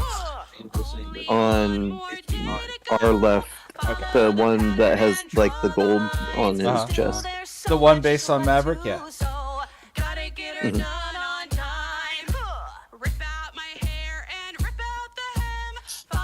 Paper. What's actually funny is I'm eating biscotti right now that has pistachios in it. I almost thought you were going to say you were eating paper, and I was like, why?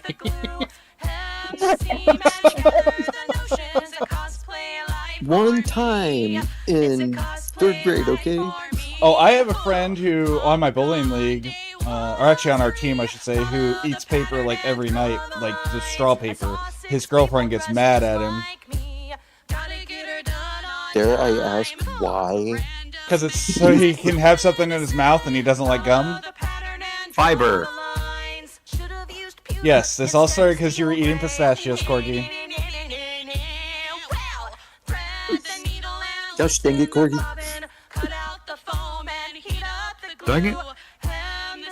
I mean, why doesn't he just chew on the straw itself? Because Why he needs the that for straw? drinking. He needs that for drinking. True. But he's just mouth bored. Give him some pistachios. Without going into any more detail, by the way, for reference for other people, this is a guy I was talking about in Corgi's stream. But I'm not going to go into any more details than that.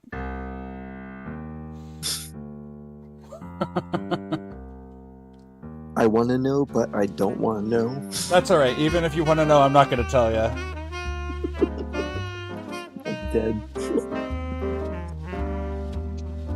Alright, you guys want to hold the break for the last 2 minutes, or you want to go and get back and start it again? I'm good with whatever. Yeah, I'm really getting back to it. Okay. Ready. Pause my music. Restart that timer. Okay.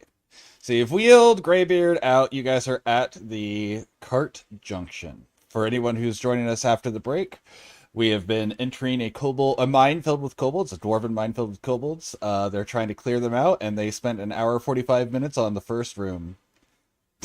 That's not completely true. They spent time getting set up and getting information about the mine and everything. I'm exaggerating there, but their goal is to get the kobolds out of the mine one way or the other. So far, one kobold is dead.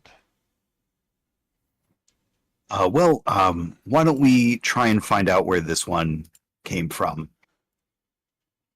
Just be very careful for any more pitfall traps, I suppose. I just want to point out it was Greybeard's fault for falling. Sure. He did see it coming.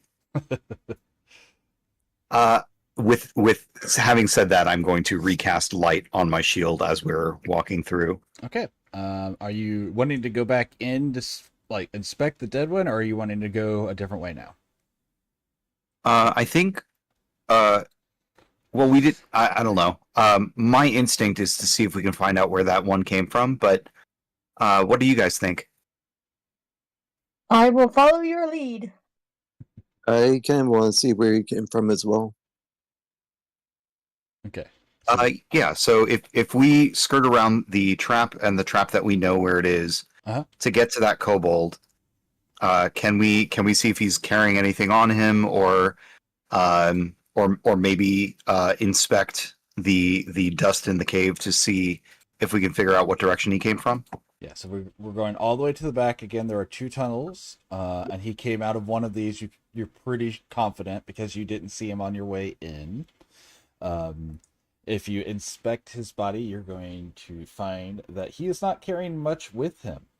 He has a sling that is just made out of a bit of rag. He has a bag of rocks that are about like some pebble size. They're just to be used for that. He is wearing the tatters of a loincloth that barely cover anything on him. Excuse me. And beyond that, he just seems to have stuff like remnants of stuff for what you would expect were used to make those traps over there, like a small shovel that has extreme signs of use. You can tell his hands are slightly callous, probably from using a pick or something. You can also tell that based on where he was running, he was trying to get back into one of these tunnels. But beyond that, there's nothing else on the body that is specific.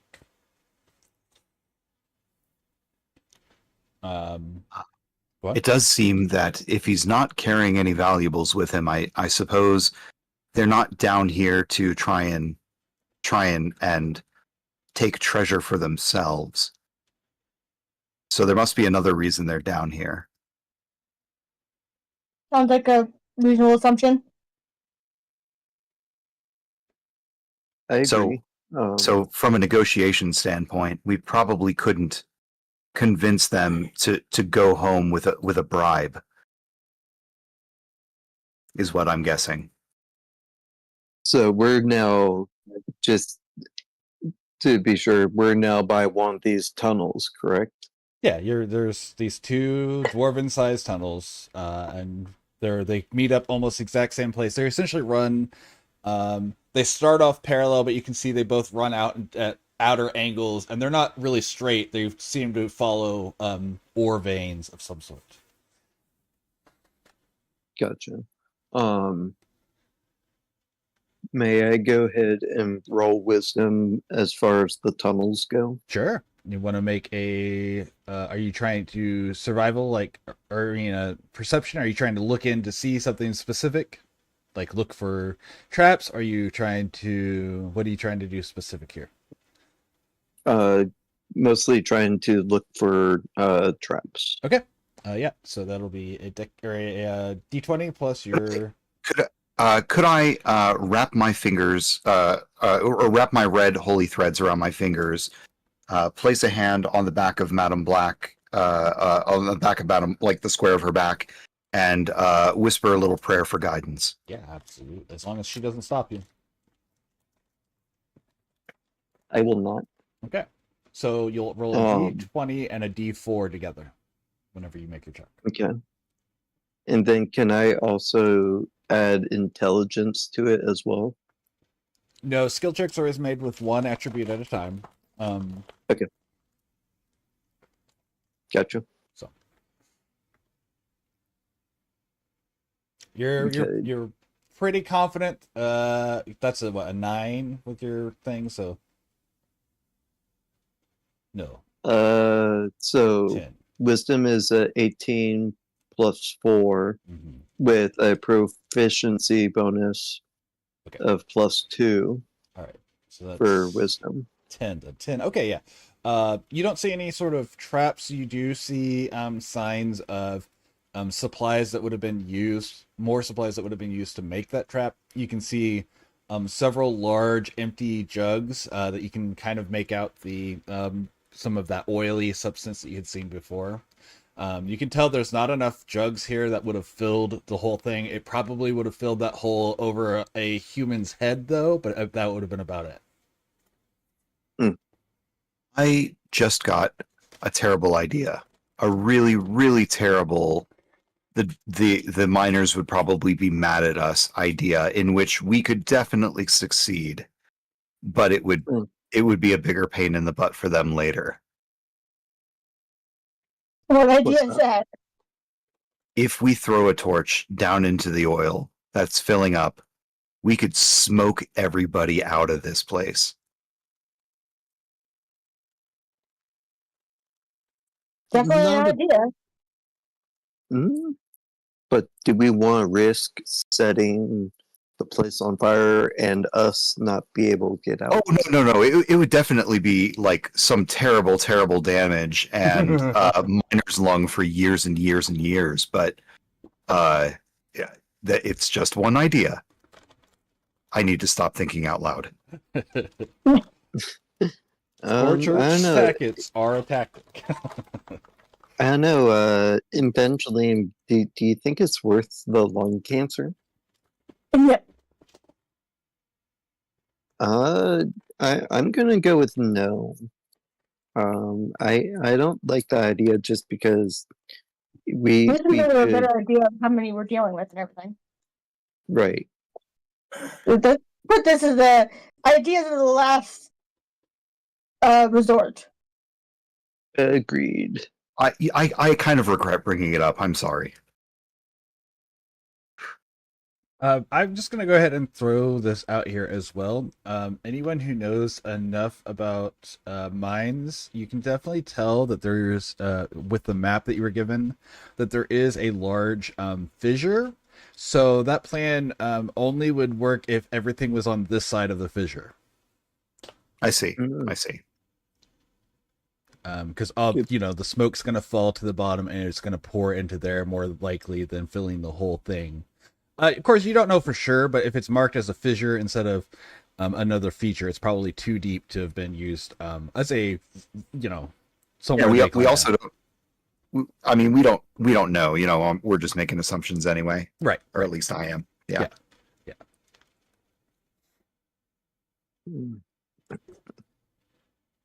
So Would it? Good. Sorry. I was just asking what our plan is to go from here. So I was wondering if I'm able to do a intelligence check as far as this tunnel as well. Or actually a investigation. Okay, you want to investigate? Go on. Yeah. Oh, that's pretty good. Yeah. I was going to say, I just want to look for traps down the left tunnel because that's the one that's looking good to me. So investigation D20. Yep. With a +1. So 4. 4. Okay, so you're not finding anything more than you did before. In fact, you're pretty sure there's this beyond what you've already seen, that this is just a mine. There's nothing special about it. Your investigations don't pull up anything extra. Everyone else, though, who's watching this can see she's just kind of pushing the other stuff around and like, nope, I don't think there's anything else.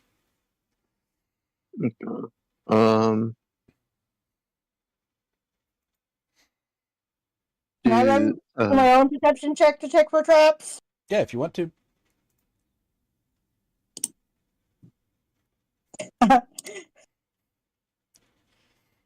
got a 3 perception. So you don't notice anything that wasn't already noticed. I'm going to guide myself and start looking at the entrance of the left path, trying to ascertain if there's anything dangerous if we walk down that way. So you're going back out to the junction and going.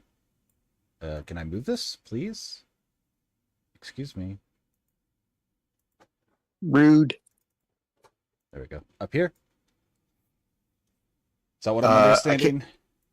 I can't see what up here is, but that sounds good to me. Okay. Oh yeah, that's it. My excuse me was because the pointer didn't want to move. It was like, nah. Okay, cool. So you're wanting to make a perception to see if there's anything Yes. dangerous? Okay, perfect. Yes. I would like to. Perception's going to be plus 6, so 18. 18. So you are, as far as you can tell, this. Oh, go ahead. That is a mistake. I read the numbers wrong. The total is 8 plus 6 for 14. 14. Okay. So you are confident looking down this path that there's nothing dangerous along the tracks. It's just the sides seem to be safe. This whole place is braced though, and based on what you saw earlier, that's what you would guess. As you're glancing forward, how far can you see in the dark? Is it 60 feet? Yeah. Okay. So you can 60, and then I think it's 30 of dim, or 30 30 of bright and 30 of dim, or something like that. Oh man, maybe I should actually look. 60 feet as if it were bright light, and darkness as if it were dim. Okay. But I have a torch, so it would be like 20 of bright, like the rest of the way dim. Sure. I Okay. think. Yes, that sounds right. All right. And you said you had a 16? Is that right? Yeah. Okay. So you can 14. 14. Okay. So 14 is still good enough to see what I was going to point out. As you're looking down this path, just on the very edge of your vision, you can see what appears in the center of those 3 chambers ahead of you. You can see what looks like a basic tripwire. It doesn't seem to be well hidden or anything. It just, if you're not able to see in the dark, it might catch you up. But like for a dwarf, you don't think it would be much of a hassle. I'm going to point it out to the others and suggest we step over the tripwire and not trip on it. So if you want, I also have magic stone. I can use a stone and throw it at the tripwire to trip it so that it's already tripped and we don't have to worry about it. We don't know what the trap is, though. It could be worth tripping it. If True. if it's a gas trap, that's bad. If it's a rolling stone trap, that's bad. If it's a collapsing trap, then we're blocked off. I would rather not risk it. But if you can find out what the trap is going to set off before we try and set it off, that might be better. Okay. But yeah, if you approach it, Um, you can give me an investigation check to see if you can figure out where the rope is leading to. So I'll go ahead and roll a d20 plus 1 investigation. Yep. Can I also use proficiency bonus on intelligence? Do you have investigation proficiency? If so, yeah. I do not. I just have intelligence proficiency. Yeah, so you're just gonna get your Uh, intelligence. Dear Ilmater, our lives may be at risk here.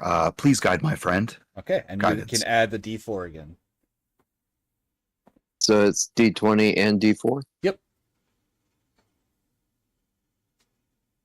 And then plus 1, 13. So you're investigating. You can see that this tripwire goes along into a small eye hook, and it goes up into a plank on the ceiling. The plank is not easy to see, but if you're following the wire, you can see where it actually attaches. It is not like part of the braces like everything else. When I say plank, think of it like a wide enough, like you would see in your stereotypical movie for pirates, like it's that wide of one where you can walk across. So a really wide plank of wood is up attached to the ceiling lights. Okay. Hey, Pronus, can you shine your torch up towards that plank? I see the tripwire goes up towards that plank. I've got light on my shield, and I will aim it up toward the board. The whatever Mhm. whatever is clung to the ceiling. I assume, and I can't be sure, but I'm going to guess that when that board drops, there's either spikes on one side of it or a whole bunch of boulders. As you lift the light up, you will notice several large spikes on the underside that are like folded up into the board. So it's like the sort of thing that it would swing and those would come out. Oh yeah! Oh boy! All right. Yeah. So if we do trip the trap, we just have to be far away from the board. And theoretically that would be fine, so long as the board doesn't hinder our way through. Okay. What do you all want to do? Do you all want me to trip it, or do you all want to get on the other side of it and then I trip it? So Yeah, that let's move past it first. okay. All right, give me a marching order. A what? A marching Uh, order. I'll go first. Okay. So as you step over the rope, I'm going to need you to make a dexterity saving throw. Wait, but I know where it is. No, it's not the rope. Oh, wait, but huh? But I thought the investigation like showed Madame Black where the rope is to the trap. Mm-hmm. Yep, you're right. It's not the rope that's causing this. Oh no! It's not Okay, part of the gotcha. Dex saving throw. Yes, dex saving throw. Okay. Oh no. That's not my strong point. That is going to be a 9. A 9. Okay, so 9's not going to be good enough to avoid it. Okay. But this is only a hindrance. You don't get the full a full penalty from this one, so you're not going to be dying from this. The ground below you collapses just slightly as a man-sized hole falls below. You notice below you there is a hiss as the stones fall into a liquid. Luckily, you are able to cling to the side of the hole. You can tell that the hole is maybe 10 feet deep, but the way the rocks plunk into the liquid, it's probably a good 4 feet of liquid in this hole. Ooh, okay. Yeah, I'm going to try to climb my way out.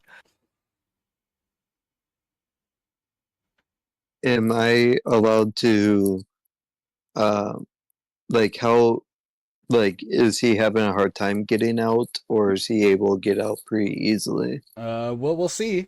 Well, it's going to be an athletics check. He's pretty good at those, so I wouldn't be too worried about it. Yeah, I'll athletics. I'll just try and hoist myself out. Okay. It's a 13.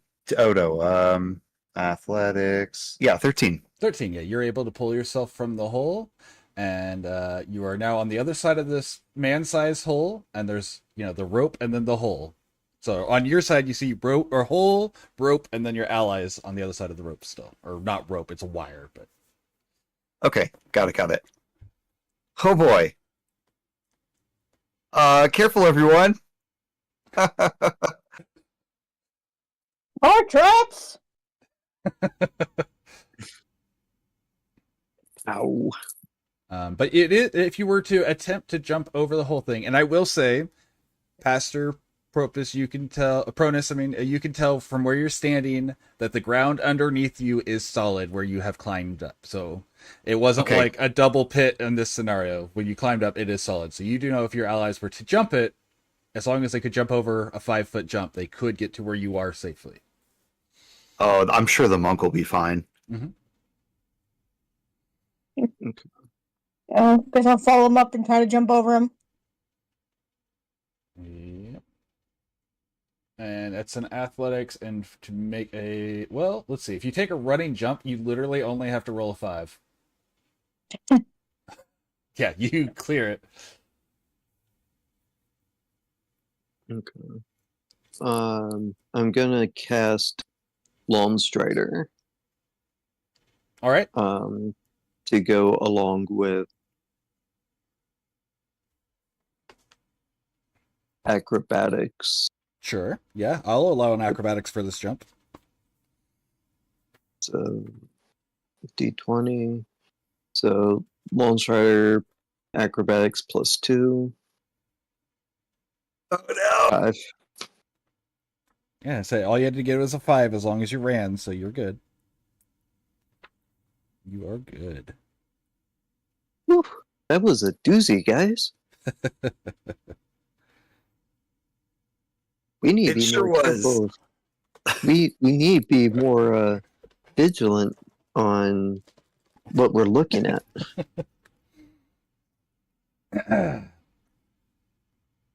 I'm Well, Go on. let's hope this whatever was on the other side of this was worth it, and start looking around in the area we're in. Yeah, okay. And so on this area here, you can find immediately, not hidden, traces of raw ores. Like this place is still fresh mining. The tunnels haven't even been completely bored out. You also find a interesting hole that was probably someone's pick went through. And coming from it is a cool breeze. You do notice that it seems like the sort of thing that would open up into something. Now you don't know how big, but it's definitely not part of the mine itself.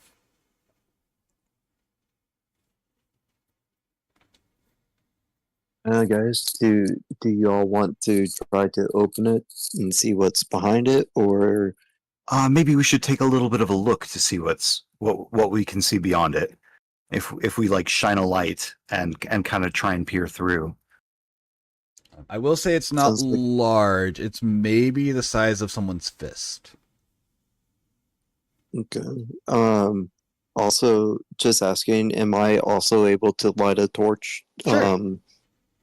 So I'll go ahead and light a torch as well, just so that we've got a little extra light. Yeah. If it since it's going to be kind of hard to like have a light source and look through it, can I just stick my dwarven eye up to the fist-size hole and look to see if there's anything kind of immediately on the other side? Absolutely. So as you put your eye, you're not even going to need to make any rolls for this. As you bring your eye to the hole, you can see what appears to be some sort of nesting area. There is a circle of bones that have been formed into a rudimentary nest like you would see a bird make, but out of human-sized bones. You can tell that as you're looking through, off in the distance, there is another opening that probably comes to a different side of the mountain. Oh, that's interesting. And I will relay that information to the group. You think it's a kobold nesting area? I don't think. I don't know if. I mean, I don't think kobolds can like fit through a fist-sized hole to like get to this nest. So there might be something nesting on the outside that I don't know. Oh, I will also say you can tell that this cool breeze does not seem to be coming from the direction of the entrance, but instead, so if you look at it, the entrance is like straight out from you, but the cool breeze Yeah. seems to originate somewhere from the right, the way it's coming through the hole.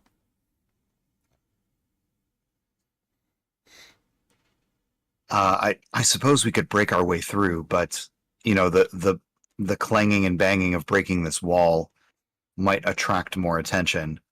If you guys think it's worth it, we could try and break through to the other side. But otherwise, we could just continue on. But I want to know what it's all about. You're right. It's going to attract a lot of attention. We should just move on. We can always come back to it.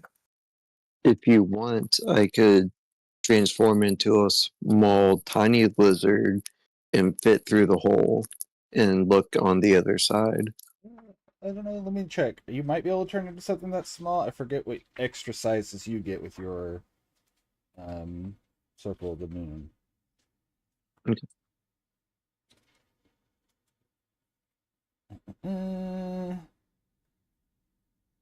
Assuming you could turn into a bat, you could probably fit into a fist-sized hole. That is true. I didn't think about that. Oh, but I don't think you can turn into a flying You animal cannot turn into a at your level. No. You can turn into an animal small enough to fit it. You could turn into a rat if you wanted to. Or a lizard, yes. You have both those options. Okay. I'm going to tell I you right will now that lizard's a better choice because lizards do come with dark vision. Okay. Yeah, I'll go ahead and transform into a lizard. All right. A small lizard. And you also have a climb speed, so you'll be able to climb into this hole easily. Okay. You will not have to make checks while climbing while you are a lizard. Gotcha. Okay. So yeah, I'll go and do that. I'll transform into a small lizard and get through the hole. Okay. As you reach the other side of the hole, you notice the air on this side has that static electricity sort of feeling to it. The air is heavy with it. As you look around, you can see that this is a large open cavern. To what you would say consider the forward of where you are, you can see off in the distance the same entrance that Pastor Pronus was able to see. When you look to the right, you can see a wide open gap, probably connected to the chasm that you had seen on your map. To your left, you can see signs of some sort of large creature that has clawed along the wall in order to make this area bigger for the nest. You also will see signs of some sort of scale that has been shed from the creature here. Now, with your dark vision, you're not able to see the color of the scale. And it would be too large to pull back through the hole. However, I will say, if you go over and look at it, it does appear light enough that as a lizard, you could carry it. It just wouldn't fit through the hole. Is there a way that I can bite off a tiny little bit of it and take it back through the hole? It is far too hard to be bitten through. Even you think if you turn back, you don't think your scimitar could cut through this scale. Okay. I will go ahead and go back through the hole and transform back into human form and tell the others about the scaly skinned I saw and the staticky electricity type feeling that I got in there. And that the area has been molded into a much bigger nest than what it appeared to have been from a human's eye point of view through a small hole. Player me kind of maybe understands what's being gotten at here. You want In retrospect, when we were standing next to the kobold, was it a blue one? It was, in fact, a blue one.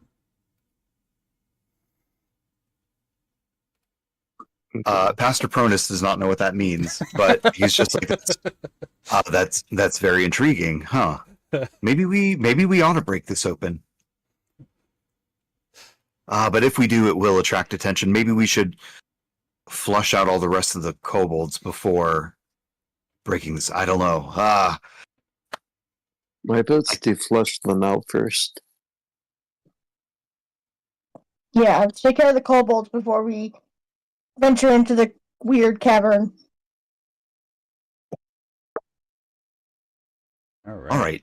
Why don't we continue along this path and maybe take it across the bridge? Just don't fall into any more holes. No guarantees. All right. As you make it to the bridge, you notice this large chasm, and the air that comes up from it is extremely cool, almost cold, but very dry. There's not the sort of moisture you would expect out of such a deep hole. The chasm itself is too wide for a single person to attempt to jump across, so you know you will have to cross the bridge. You cautiously know that this would be a reasonable spot to set up traps if it were you, but you also have noticed these creatures seem to not be trying to destroy the structures, as they seem to be using them to move around. Well, here goes nothing. I wrap my red threads around my finger, place it to my chest, to my tabard, and say, Ilmater, guide me, and I will bravely, with the light on my shield, begin to cross the bridge. Okay. You find as you walk over, you can hear the echoes of your boots going across. The chasm is so deep that you can definitely tell if you were to fall here, it would be fatal. So you stay to the center of the bridge. You do find, however, crossing it feels safe. And as you make it to the other side, that feeling of being always watched increases. How wide is the bridge? The bridge is wide enough that you could easily see 8 men walking across it. Like side by so Side if I by walked side. across the middle, there's no chance I would Correct. fall off to either side. Correct. Can I acrobatics check and cartwheel my way across the bridge? Sure.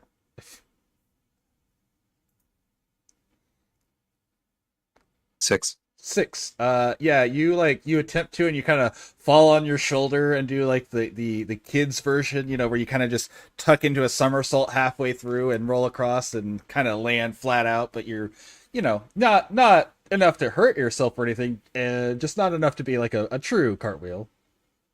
I'm not as young as I used to be. Dust myself off and continue across the bridge normally. Okay. Which would be better here, a intelligence or wisdom check, as far as the feeling of eyes being upon us being a lot higher now? Intelligence check for me. You can make actually either a knowledge nature or knowledge arcana, either one, and I will give you an answer. Just tell me which one you're using, because you'll get different answers based on your rolls. You said nature or arcana, correct? Yep, correct. I'm gonna go with arcana. Okay. Which has a +1. Yep. So, and intelligence +1. Yep. So that's your +1. That's where that comes from. Oh yeah. 20. Yeah. So you remember reading about this in some of your books as when you were in your schooling days. You know that there are certain spells that exist that make an area visible to someone else. You know that someone who is an amateur at this scrying magic will not be good at hiding their presence. You know that there's a good chance that the reason you feel this way is something inside this cave is actively watching you and knows where you are. You know that this person is probably stationary, as the spell requires something to look into, like a crystal ball, a mirror, or a viewing pool. And so you got a 20. So you also know that the range of this type of magic is not very far. So they're definitely within the mine. They are not in some sort of offshoot unless they were in the room that you had seen before. Hey guys. So I've read about this before. We are definitely being watched. Whoever is watching us is watching us through some sort of pool or crystal ball, and they are within this mine. That's a little terrifying. We really need to be careful. All right. I'll be on my guard. Do either of you have weapons with you? I have the weapon. Okay. I have Keep the it- light of God. I mean, and a hammer. I have a hammer. So I'd say let's keep our weapons close at hand, because there's no telling where this person could be. They could even be in the last room that we just looked in. Wouldn't you have noticed them? I didn't see anything like that in there, but there's no telling where they could be other than they are definitely in this mine, and they could potentially be very dangerous. While we're being very quiet and on the other side of the bridge, could I perhaps try and listen in the silence of the mine for any activity, any conversations, any shouting, any picking, any kind of anything coming down the corridor, or I just want to see if I can pick up on any activity, any sounds. Absolutely. In fact, because you guys are in a quiet position like this, you have advantage in this cave for perception, for hearing things like that. So go ahead and give me a perception check at advantage. Okay. Let's see. 8 plus 6 is 14. 14. You can hear from what you can assume to be to the left of the path ahead of you, a bunch of low muttering, and it sounds like cooing, not like cooing, that's the wrong term. People, or not people, creatures tending to each other, that sort of sound, like the shush shush shush you're okay type of voices being used to that direction. From further in, now this one's far enough in you can't tell for sure, but because of that you can probably assume it's further along the tracks. If you were to follow it all the way around, you can hear more open talking. Do you happen to speak Draconic? I do not. Okay, then it's all gibberish. Okay. They are loud enough that if you knew Draconic you would actually be able to pick up some words, but since you don't, you just hear speaking. I will relay kind of what I'm hearing and be like, "Shh, do you guys hear that?" Try and point it out to the others. You guys will need to make perception to hear it as well if you want to attempt to hear it. Otherwise, you can just take him for his word, though. Just take him for his word. I'll take him for his word as well. Okay. May I also roll for stealth, Yes. just so that can be quieter? Yes. Yes, you can. Okay, stealth with a +2. Yeah. 17. Yep, you are quiet. I'm not going to be able to move around stealthily. I can certainly attempt it with Ilmater's guidance, maybe, Of but course. yeah, if we're going to try to approach this next tunnel sneakily, then my stealth is going to be at disadvantage and very low. Do you have disadvantage? I'm wearing chain. I know, but do you still have that with the dwarf? Or do you get to ignore that? Dwarf just says your speed is not reduced by wearing heavy armor. Okay. Then yes. Okay. Yeah.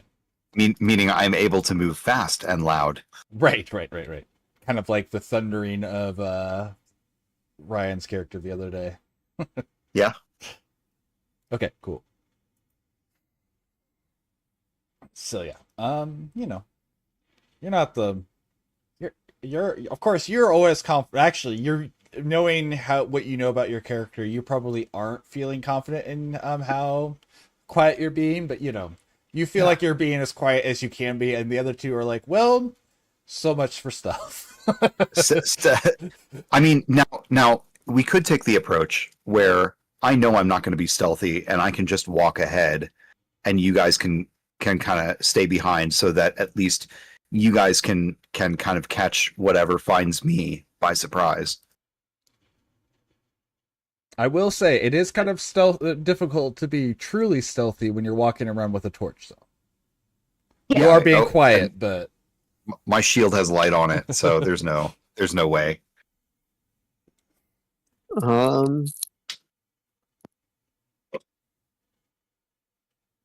I'm going to go ahead and get rid of my torch, and I think you said the wolf does not have night vision, right? it does not.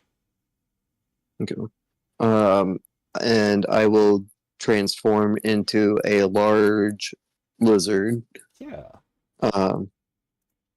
That way Evangeline can kind of hold on to me, Sure. and I guide her while we are being stealthy.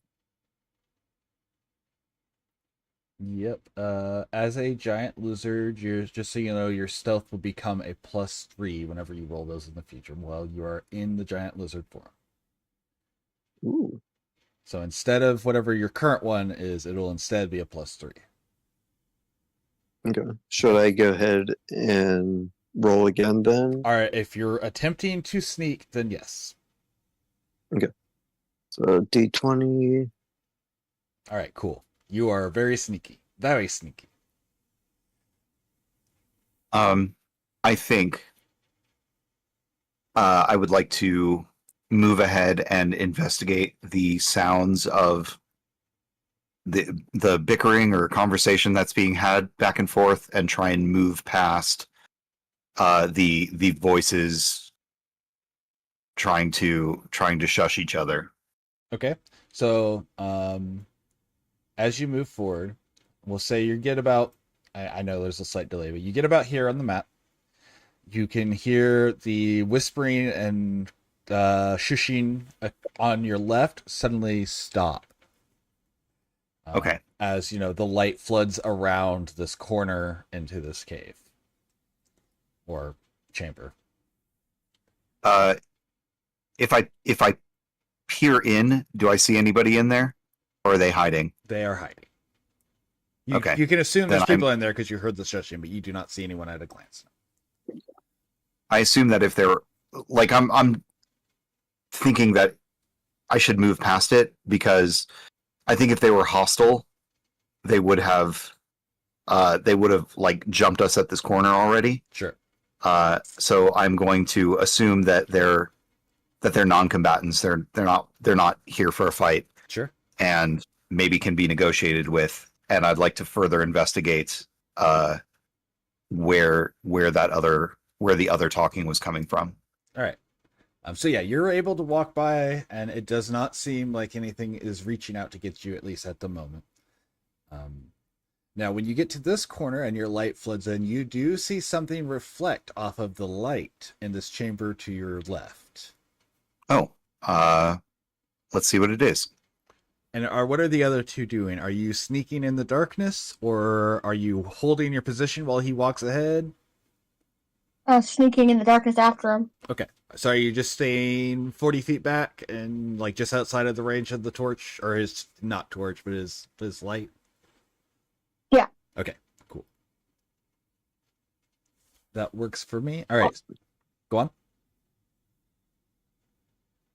Oh, I thought Madam Black was saying something. Nope. Sorry. Oh, you're good. All right. So, Cronus, you're going to investigate this chamber? Yeah. See what's reflecting. Okay. So as you look in, You can, from where you're standing, you can see a what appears to be some sort of metallic colored egg. Um, Oh, it looks to be about the size of a halfling, as like as large as a kobold would be itself. okay. Uh, hmm. I bet. Thinking to myself, they're struggling behind me. I bet if we grabbed this and ran out of the cavern, some of them would flood out after us. Some of them somebody would chase out to try and get it. But before we do that, so I'll make a note of it and continue on to try and see where that conversation is coming from. By the So way, I wonder. go on. I wonder, as a lizard, because I think, correct me if I'm wrong, but lizards can kind of like detach their jaws almost like snakes, right? Where they can eat things larger. Well, okay. Yes, to an extent, but you wouldn't even need to do that. You have to remember, you're like the size of a horse, and lizards have very large heads compared to their bodies. You probably just walk around with it in your mouth. Yeah, you wouldn't have to unhinge your jaw if that's what you're asking about, if you could pick up that. That would be pretty easy for you to do with your size. Okay. Am I in a position that I can do that right now, or not quite yet? Are you wanting to walk into the chamber and pick up the egg? Well, I'm in here. I'm in here with the light as well, so you Oh. would definitely be revealed. Yeah. Also, are you walking into the chamber? Or I thought you were just standing on the outside with the light looking in, because it's not hidden in there. It's out in the open. Oh, I mean, I guess I might maybe walk in if I heard it. Like, could I see if, or I guess listen for if anybody's like in there, or like take a cursory look, see if anyone's hiding in there? Yeah, go ahead and make a perception check. Sure. 21. All right, so you do not see anybody. However, with your 21, you do see several, and I mean several different mechanisms that you think would trigger traps. You can see some sort of plate that you can tell is on springs underneath the egg. You can also see 2 lines of tripwire between you and the egg. On either side of the room, you can see large rocks that are barely held up by pieces of wood. You can also see between you and there another hole, the same old trick you've seen several times, where if you were to jump over these lines, you would probably land on another pitfall of some sort. The real ringer, though, you see is as you look up, you see a large, we'll call it loose stalactite. You can tell that something is connected to that as well. Oh boy, it would be easier to like shoot and destroy the egg than actually carry it out. Okay. Holy traps, Batman. I mean, Cronus. If you guys are stealthing behind me, I have no way to communicate this to you. So I am going to kind of Continue your way along, or I'm gonna like kind of turn around. I don't know where they're at, if they're stealthing along. I'm not looking at them on purpose, but I'm gonna kind of cross my arms over my chest to make like a big X to communicate. No, let's not go here, and continue walking forward. I'll kind of nudge Evangeline's leg and just shake my head no. Kind of to signal to her bad Yeah, idea. exactly. Yeah. now I will say I bet- neither Evangeline or Madame Black have seen the traps, but obviously you can see him doing the motion to say no. Right.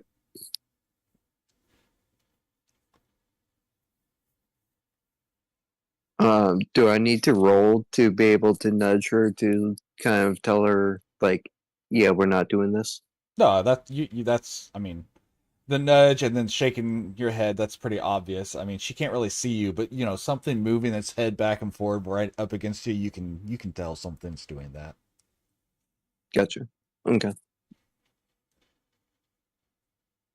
Um, I will choose to not enter this room and continue being on watch as I walk forward.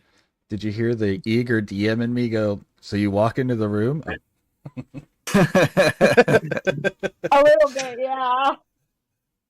All right, so you're going to continue down the path? Yeah. All right, so you come into so you reach this wooden structure, and you notice that below you, so it's like almost like a sheer drop in front of you over this wooden structure, and below you can see several kobolds. One of them is got a deep wound on its leg, and it's rubbing it. You can't quite tell what caused it.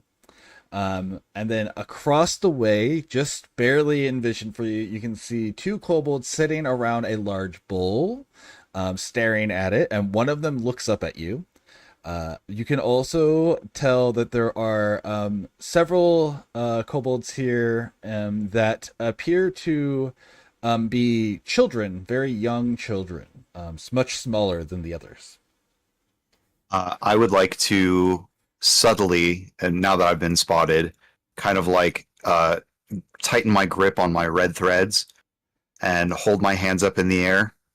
Okay. And cast Sacred Flame. No, cast healing word on the injured one. Okay. You're gonna do enough. You don't even need to roll for it because it's not a whole lot of damage. This was more of it whimpering over something stupid. So,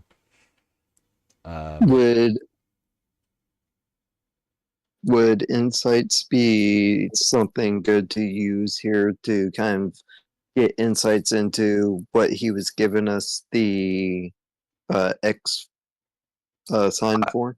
I'll say that like there's like a warm glow that you saw when I cast that healing magic over the over our guide, Greybeard. You see that same like warm glow while I'm casting with my hands up, looking down over the pit or over the drop. And the one just looks up surprised. He doesn't seem to be afraid, but it's like he didn't notice the light coming in because he was, distracted by the pain on his leg. And he stands up real quick and he drops what you can tell from here is a whip and runs off towards your left, so into these tunnels over here. The one that had looked up at you walks up and in very broken English goes, "Who you? Thanks, heal. Who you?" I am Pastor Pronus. Hello. Me, Drac. What you here for?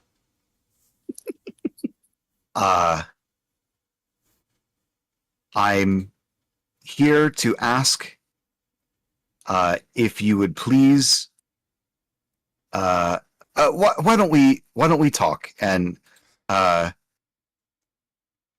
suppose there's no easy way to put it.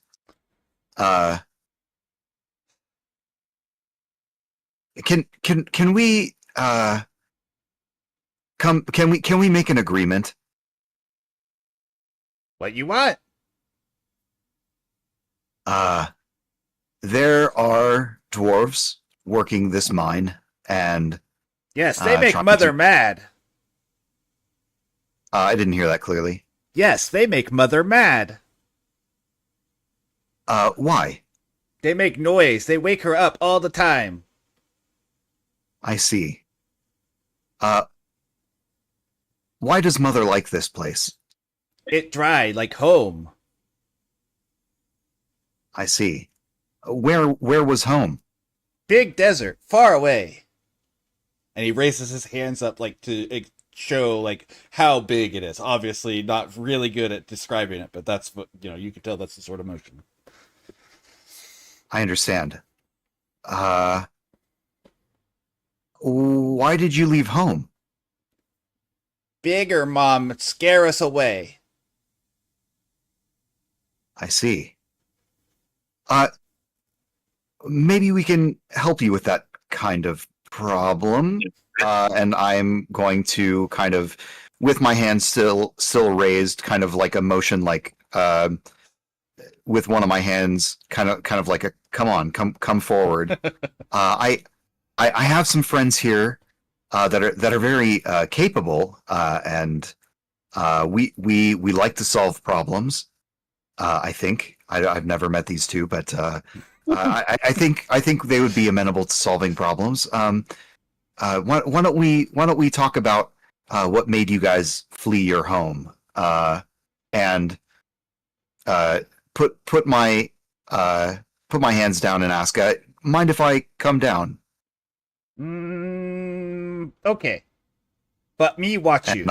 And you can, like, he picks up his staff when he says that. I mean you no harm, and I'm going to kind of head down the ladder. Yeah. So you climb down the ladder. And So what you are the guys others? see me disappear over the edge. Yep. And of course you can hear all of this, by the way, obviously. So how do you two react to this situation? I come out of the shadows and follow him down the ladder. Okay. I'll follow him down. I think I'm still in lizard form, right? Yep. Okay. I'll go down the ladder and transform back into a human. Yeah, and so as you do this, the one that you now know's name is Drac goes, me thought you tiny mama. That's okay. Tiny mama. Ooh. Ooh. Ooh. Don't metagame. Is Drac blue? Drac is You blue. have to tell me if Drac is blue. Drac is God. blue. All right. Did he say little mama? No, he said tiny mama, I think. If I didn't say tiny, I meant tiny, but He said tiny mama? Cronus Evangeline, can I talk to you over here for a second? Or Yeah. I think we may have killed Tiny Mama. What? no, you go, Tiny Mama.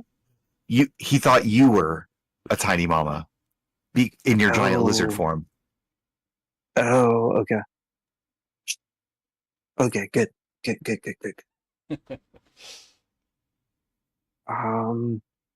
Trek. How long have you all been down here? we've been here for 2 weeks. Wow. I'll go ahead and kneel down next to Trek and gently put my hand on his shoulder and be like, If you reach for him, he does back off and he points his staff at you. No touch. No need for that. No need for that. We're here to help, right? yeah, we mean peace. We're not here to harm. We're here to find a solution for everyone so that everyone's happy. You're happy, Big Mama's happy, and Bigger mama, even bigger Bigger mama than mama.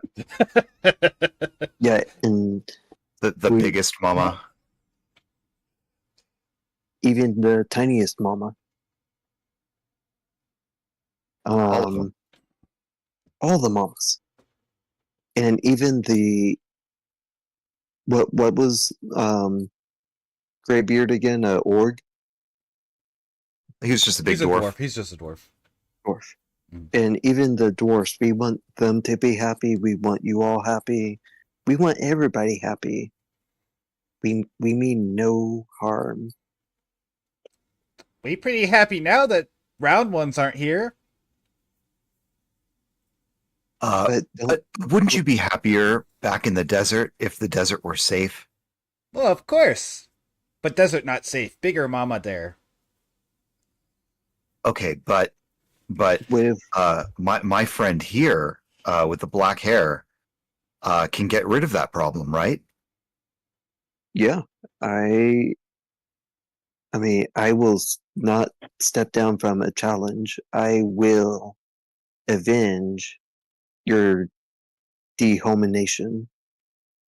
You can take on bigger mama? And he like takes a step back from you, like he's afraid of you now. Um, what what's the largest animal that I can transform into to show Oh uh boy. to show him that Large size is the biggest you can go, so the that lizard is pretty much the biggest thing. You've also already used your ability twice. I don't remember if at fourth you get a Okay. third, but I think you have already used all your uses for the until you take a short rest. do you guys want to take a short rest That takes an and then hour, just so you know. Like in game, that's how long that takes. Like if they're cool with letting us like sit around and rest and talk for a while, I'm that could work out. They don't seem to be mad at you guys being here. You're not making loud noises. okay. Well, yeah. So I think that if you all want to trek back to the desert, my friends here would be very happy to use their amazing prowess to bring down whatever terrible foe is keeping you from your real home. I'm casting guidance on myself because I don't. I am negotiating something I cannot back up. Yeah, I'm gonna say you will be at disadvantage, even if like without a show of something powerful enough to take down whatever bigger mama is. They're obviously not going to believe you, so you will be at disadvantage here. Yeah. Oh man, I don't even have thaumaturgy on my list. Okay. You know, Pastor Pronus, does in his heart he would love to help, but does he have the power for that? Not really. Oh, that's actually not bad. 16 -1 for persuasion. 15. Okay.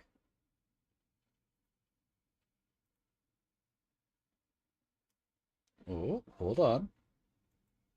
Wow. What? Okay. So you didn't beat him by enough for him to straight up believe you. What you're going to hear is, Okay. You prove it, we leave. We go home. But we not go home till she gone. What okay, let's see.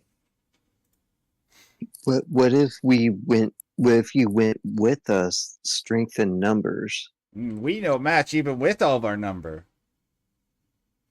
We need to prove our strength somehow.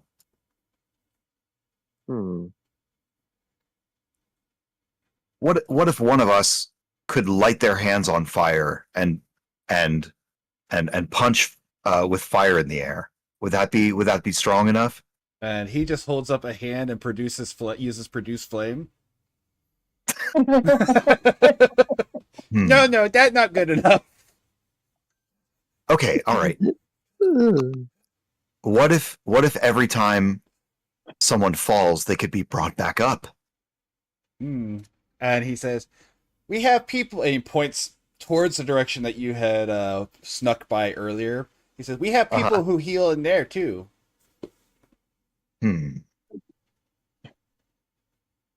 What could possibly? What could be a powerful enough show of power? He says, "Me show you how strong I am." He stands up and he walks over to the chasm. He reaches into a small pouch. I push him over. No, just kidding. If you want to attempt to, I'm not going to stop you from attempting it. But how's that for power? He reaches into his robe. He That's pulls good. out something, and he swirls it into his hand a little. He says, "Dragon power!" And he throws it, and a giant bloom of fire appears in midair as a bead flies out and explodes. I'm gonna jump back because that scares the crap out of me.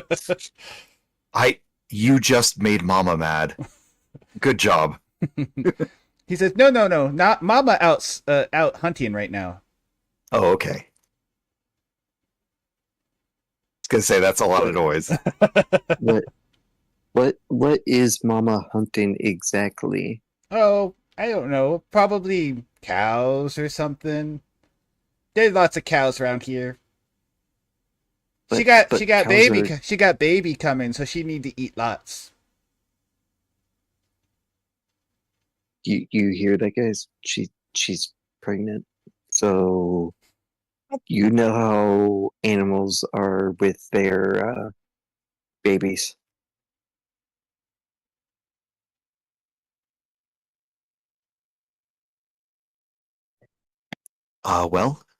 Any ideas? Because I feel this is a little bit bigger of a problem than kobolds in a mine. Um, right.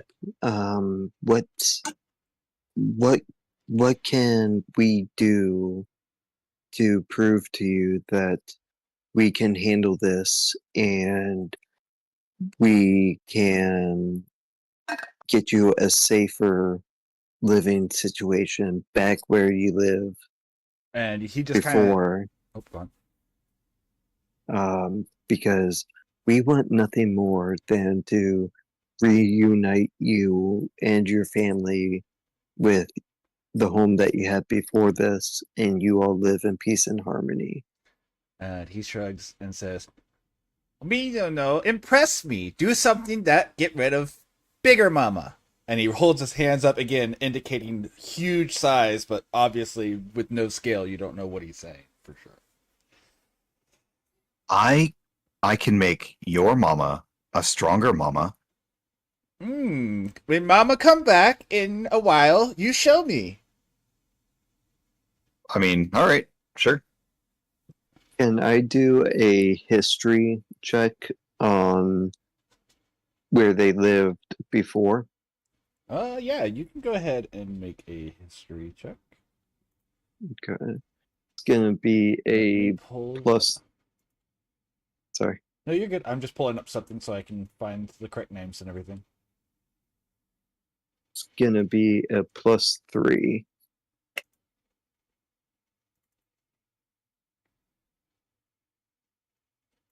So 18. 18. Okay. Yeah, you will know. So give me just one moment here. Mhm.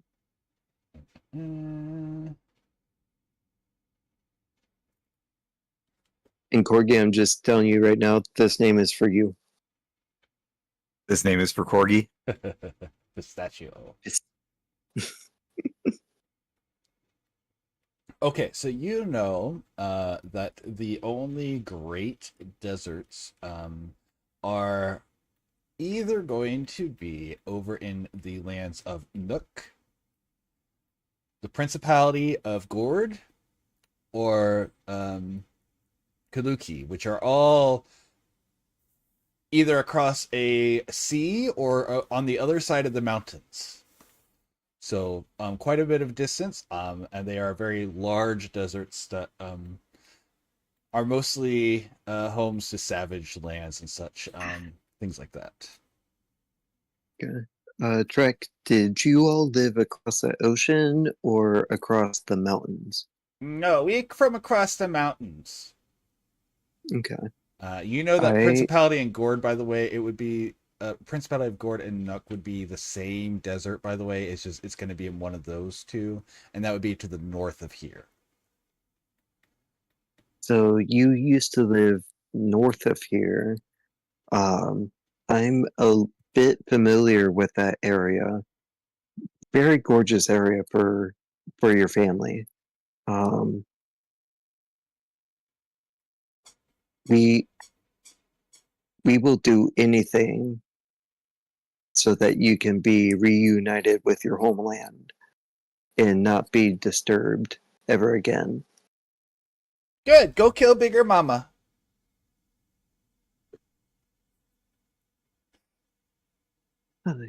Guys, he's not budging. I don't think he believes us. Well, I think we're kind of at a crossroads here.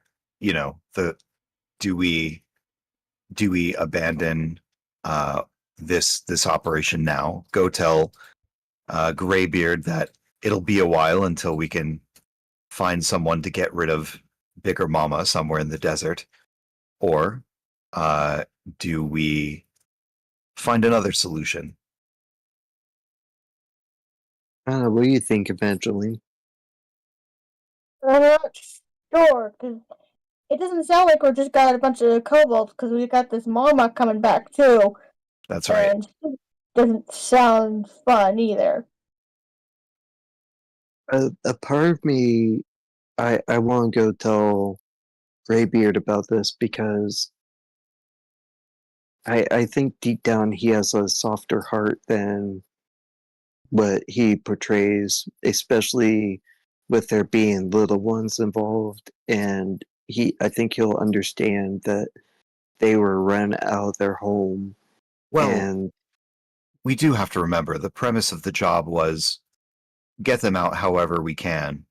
Either send them packing or bring them, bring their heads back. I don't think he particularly cares. I think he just wants to get on with business.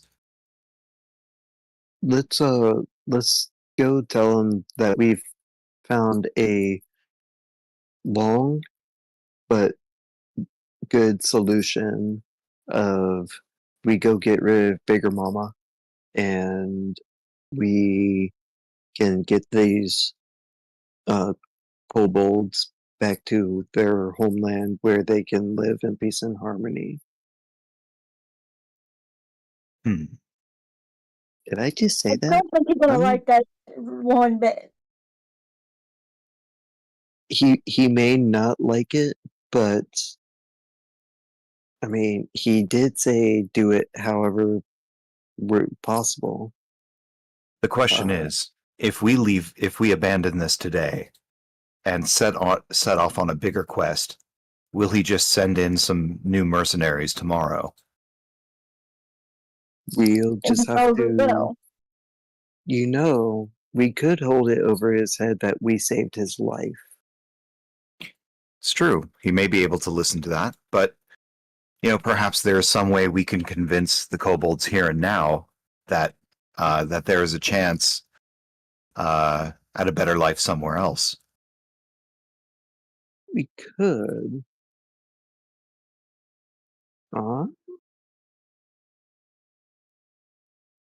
Give me 1 second. Ooh.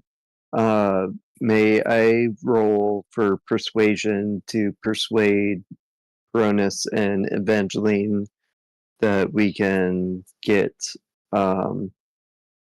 Graybeard to agree to not bring in other mercenaries and let us go get Bigger Mama. You don't have to roll to convince me. Like if you want to go talk to Graybeard, we could just walk out the mines and do that. And also, generally speaking, you're not able to use persuasion on your allies. The only time you roll a social roll is if you're trying to lie. So if you're trying to deceive them. So if you genuinely believe it, you just have to be like, hey, this is what I believe. So Okay. Because you don't want to try to take player agency away from people controlling their characters. True. Good point.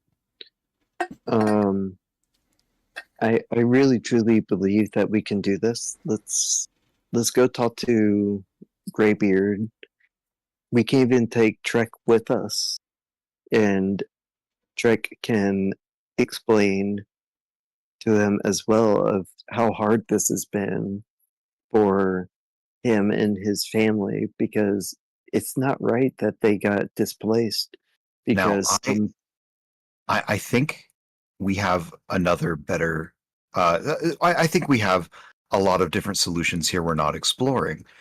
You see, the dwarves are mining this mountain and they're taking out the minerals, and they're creating a lot of little empty spaces that they're never going to use again. And I don't think that kobolds living here would be a problem, because the business of mines is just creating a whole bunch of empty spaces, and the dwarves are getting out what they want.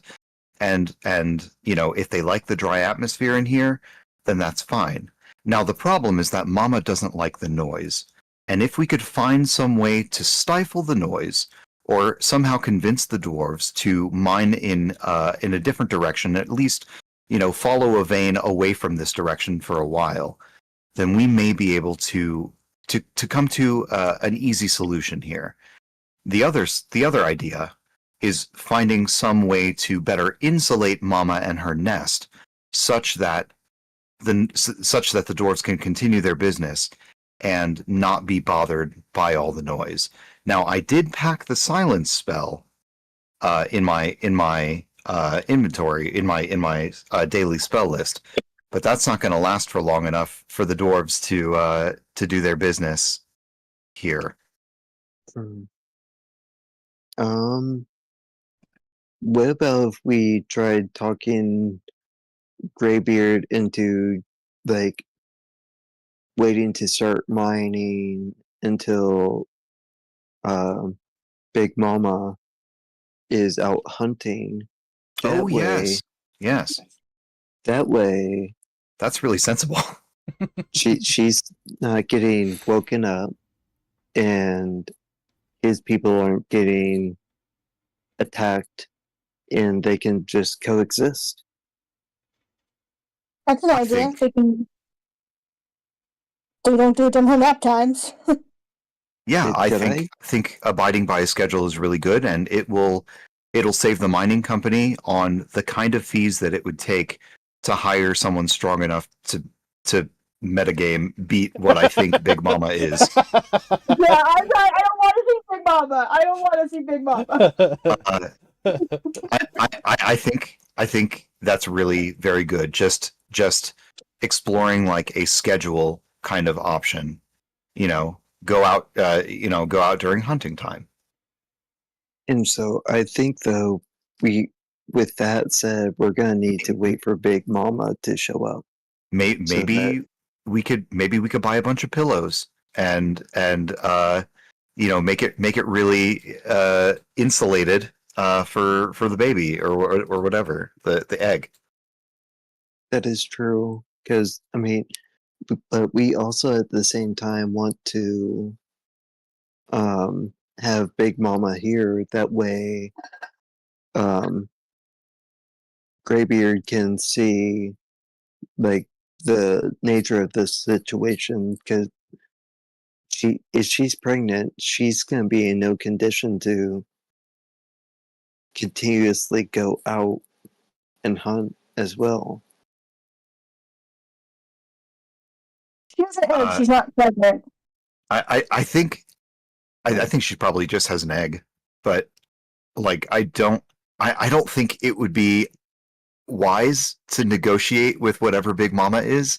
I think if we could just come to an agreement that keeps it quiet for her, then all will be happy.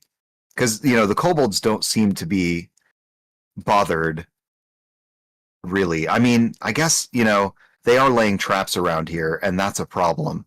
But if we can come to an agreement, maybe they'll disarm them. And since there's a whole bunch of empty spaces, being that this is a mine, and they're going to continually create empty spaces, maybe that could work out.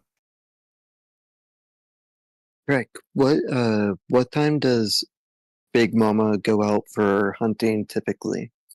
Big Mama always go when sun high in the sky and come back when sun come down. Okay, so she goes out probably around noon, maybe? Someone goes out at noon and comes back at nighttime.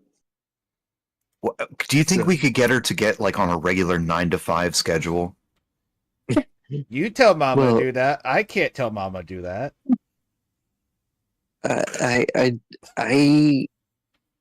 You know me.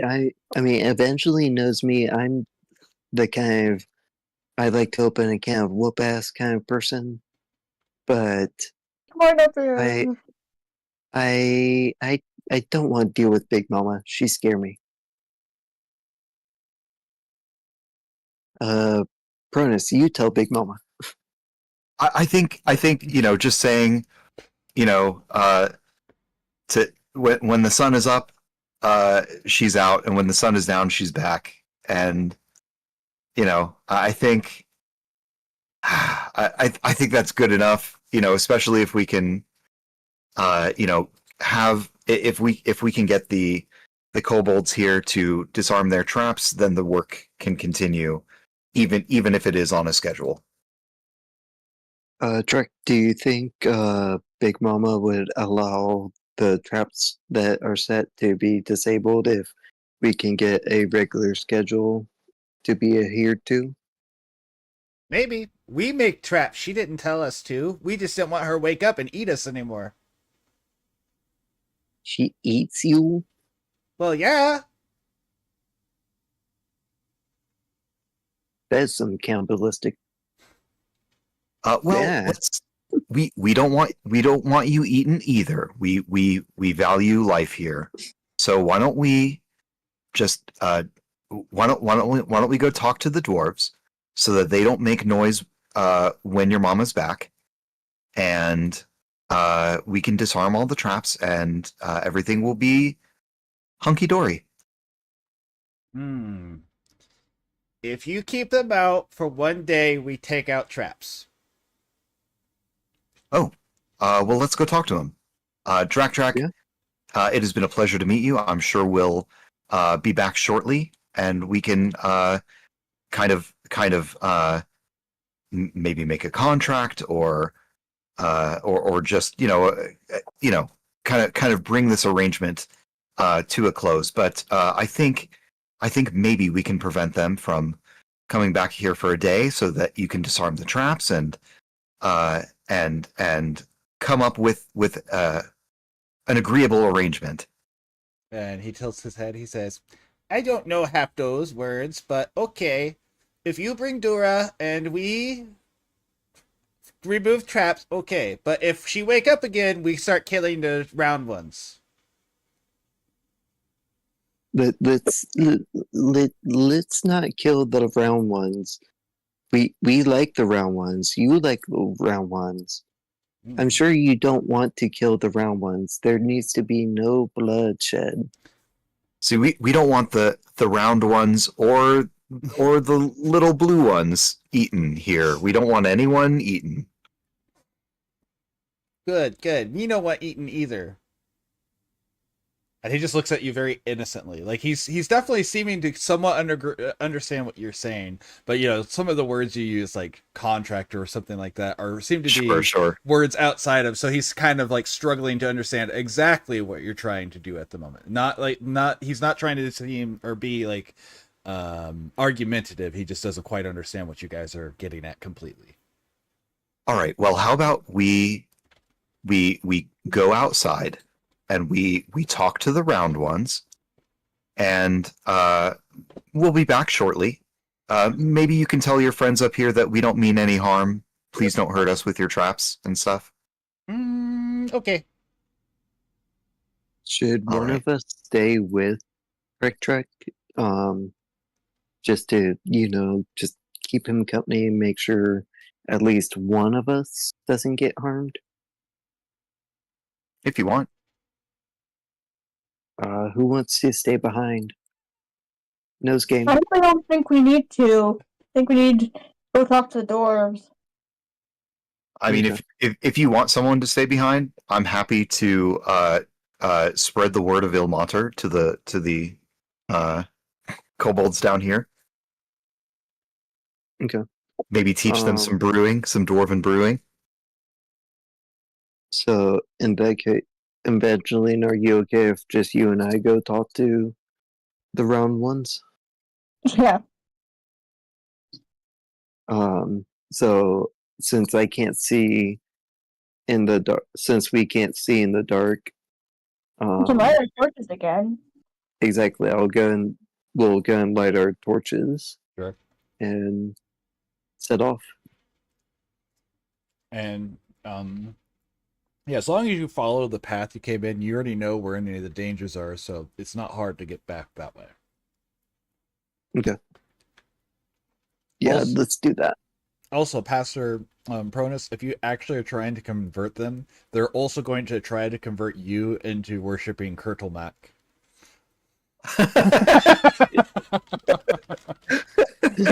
Jeez. I kind of like this idea, like this image of like this dwarf that doesn't know what the hell he's doing here. He just wanted like to learn a new miracle with a new spell component, and they're having like a real exchange of cultures here. That's great. Next, we're gonna just hear them say, "One of us, one of us." Oh, one of us." that's how you say it in Draconic? Wow. Oh, in Dwarvish it's this. Like Right, man, right. that's great. So yeah, you guys usually find your way back out to the front. He is no longer in the cart, but he is sitting in a chair. He's still grumbling to himself, and whenever you come out, he's like, "Did you do it? Where are the kobolds? I haven't seen them. Are you bringing them out soon?" But, so Complications. yeah, we had some complications, but we also have found a better way that they can stay here, and you and your round ones, I mean your dwarves, can can stay and work without the fear of being murdered or trapped or anything like that. Well, that wasn't the job, but I guess I can. What do you have in mind? So they have what they call Big Mama, and Big Mama has an egg that's going to hatch. They were run out of their own territory by a much bigger mama who is not so nice. And so during the day when the sun is real high, Big Mama goes out hunting. And the reason everything has been going on is Big Mama doesn't like to be disturbed, doesn't like to be woken up by the loudness of the mining. So if you all could come up with a schedule where you're doing this during the day when the sun is up versus at the crack of dawn, and then finish by like near nighttime, you all can both technically stay here without any issues. So you're wanting me to cut my production time in half and still expect to pay all my workers just because some mother kobold doesn't want to leave? What if you cut their pay in half? You don't know dwarven miners, do you, girl? Evangeline, I'm gonna need you to talk to him, or I'm gonna pop off on him. The problem is, we don't think it's a kobold. I'm not sure what it is, but it's not a kobold, and it's very large. And yeah, it's not a kobold, whatever this mama is. Yeah, why do you think that? Because it's hunting for cows right now somewhere, and it's going to eat them. Don't you eat cows? I mean, unless if you'd rather her eat her own children. I mean, if that'll get rid of the kobolds, I guess. What kind of cannibalistic person are you? I mean, I've got a job to run. This is, we're on a schedule. That's the reason I'm hiring you guys, to get rid of these guys so we can get back on schedule. You think I'm willing to get rid of this much money if I didn't have deadlines? I didn't want to pull this card, but Cronus and Evangeline and I risked our lives and saved you after you fell into that trap. Yeah, If we that's had left true. you would have died. That's true, and then you wouldn't be having this conversation with me. Sounds like you made a mistake in this one. Yeah, I, I don't think we made a mistake. I think you need to soften your heart and you need to let your heart grow 2 times the size it is. Just like how the Grinch Stole Christmas. I've never seen that play, but listen. I hired you for a job. If you're not going to get the job done, just go ahead and get out of here.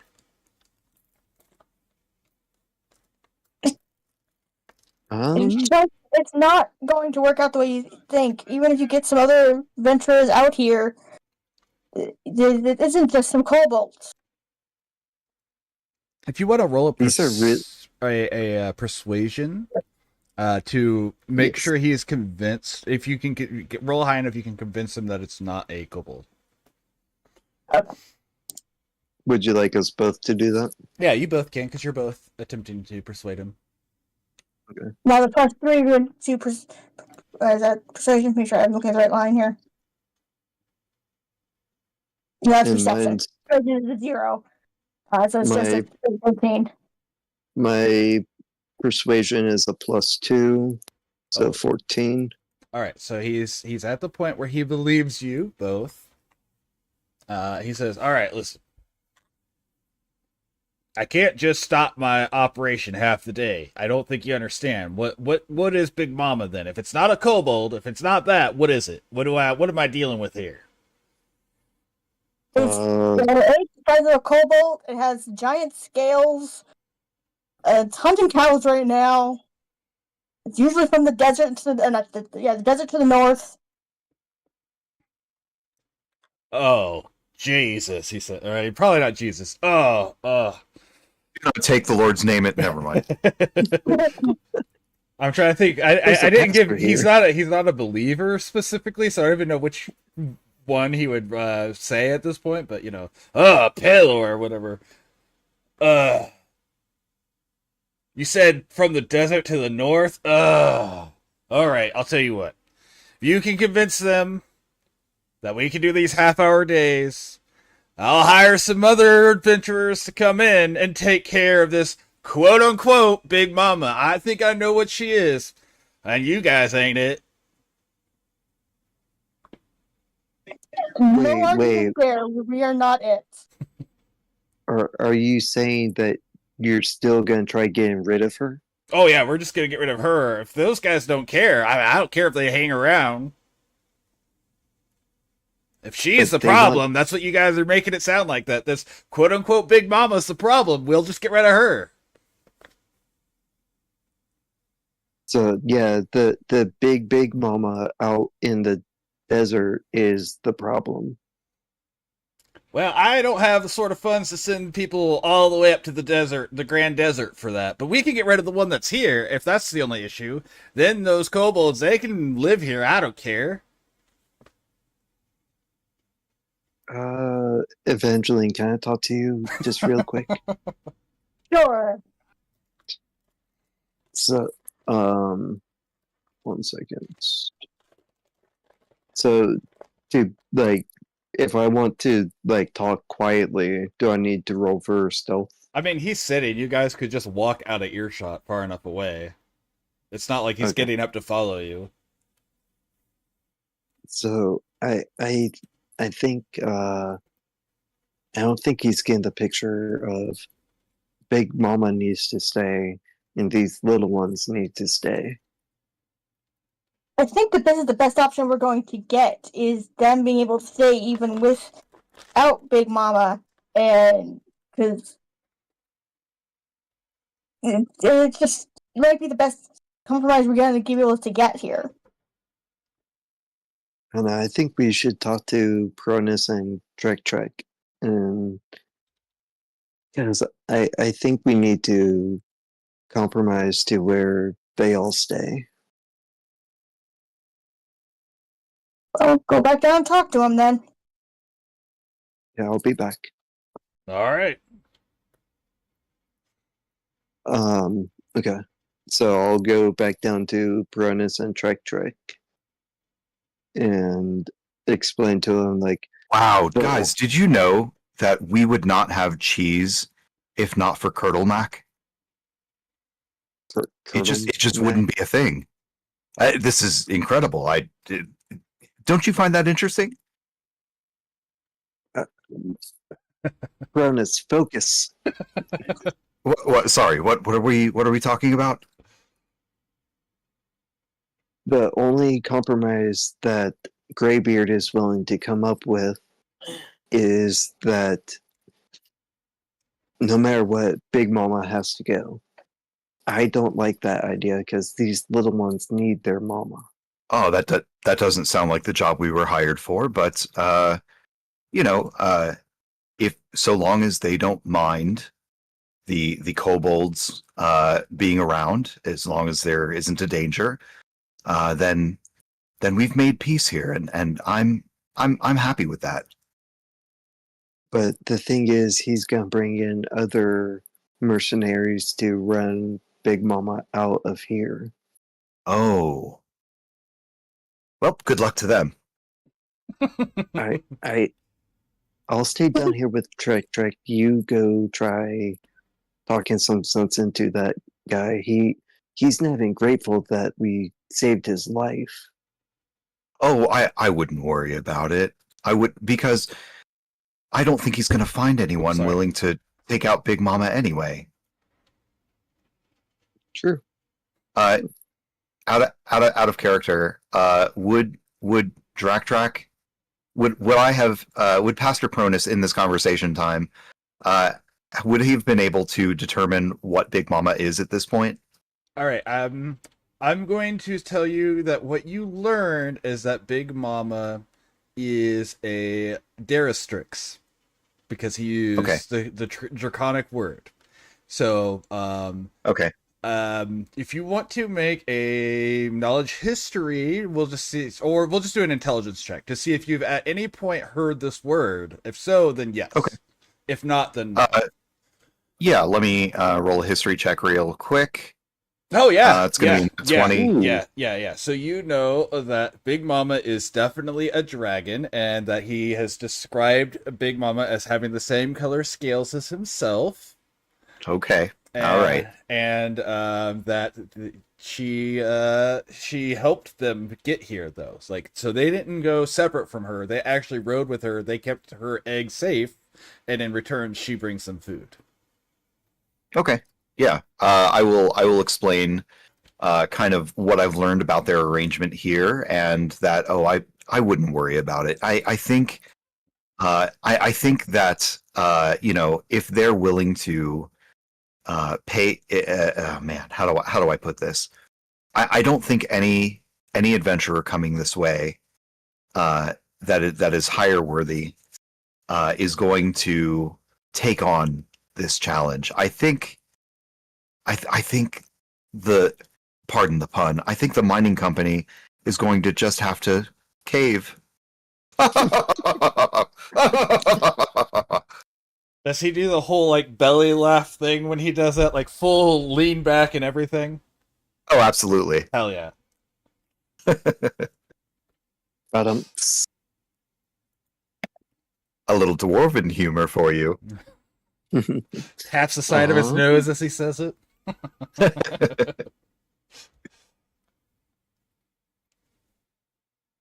I don't know. Should we tell Trek about this? Oh, I wouldn't tell him about hiring other people. I think they've got it taken care. They have a dragon on their side. I mean, what better defense could you have? Let the mining company deal with other adventurers.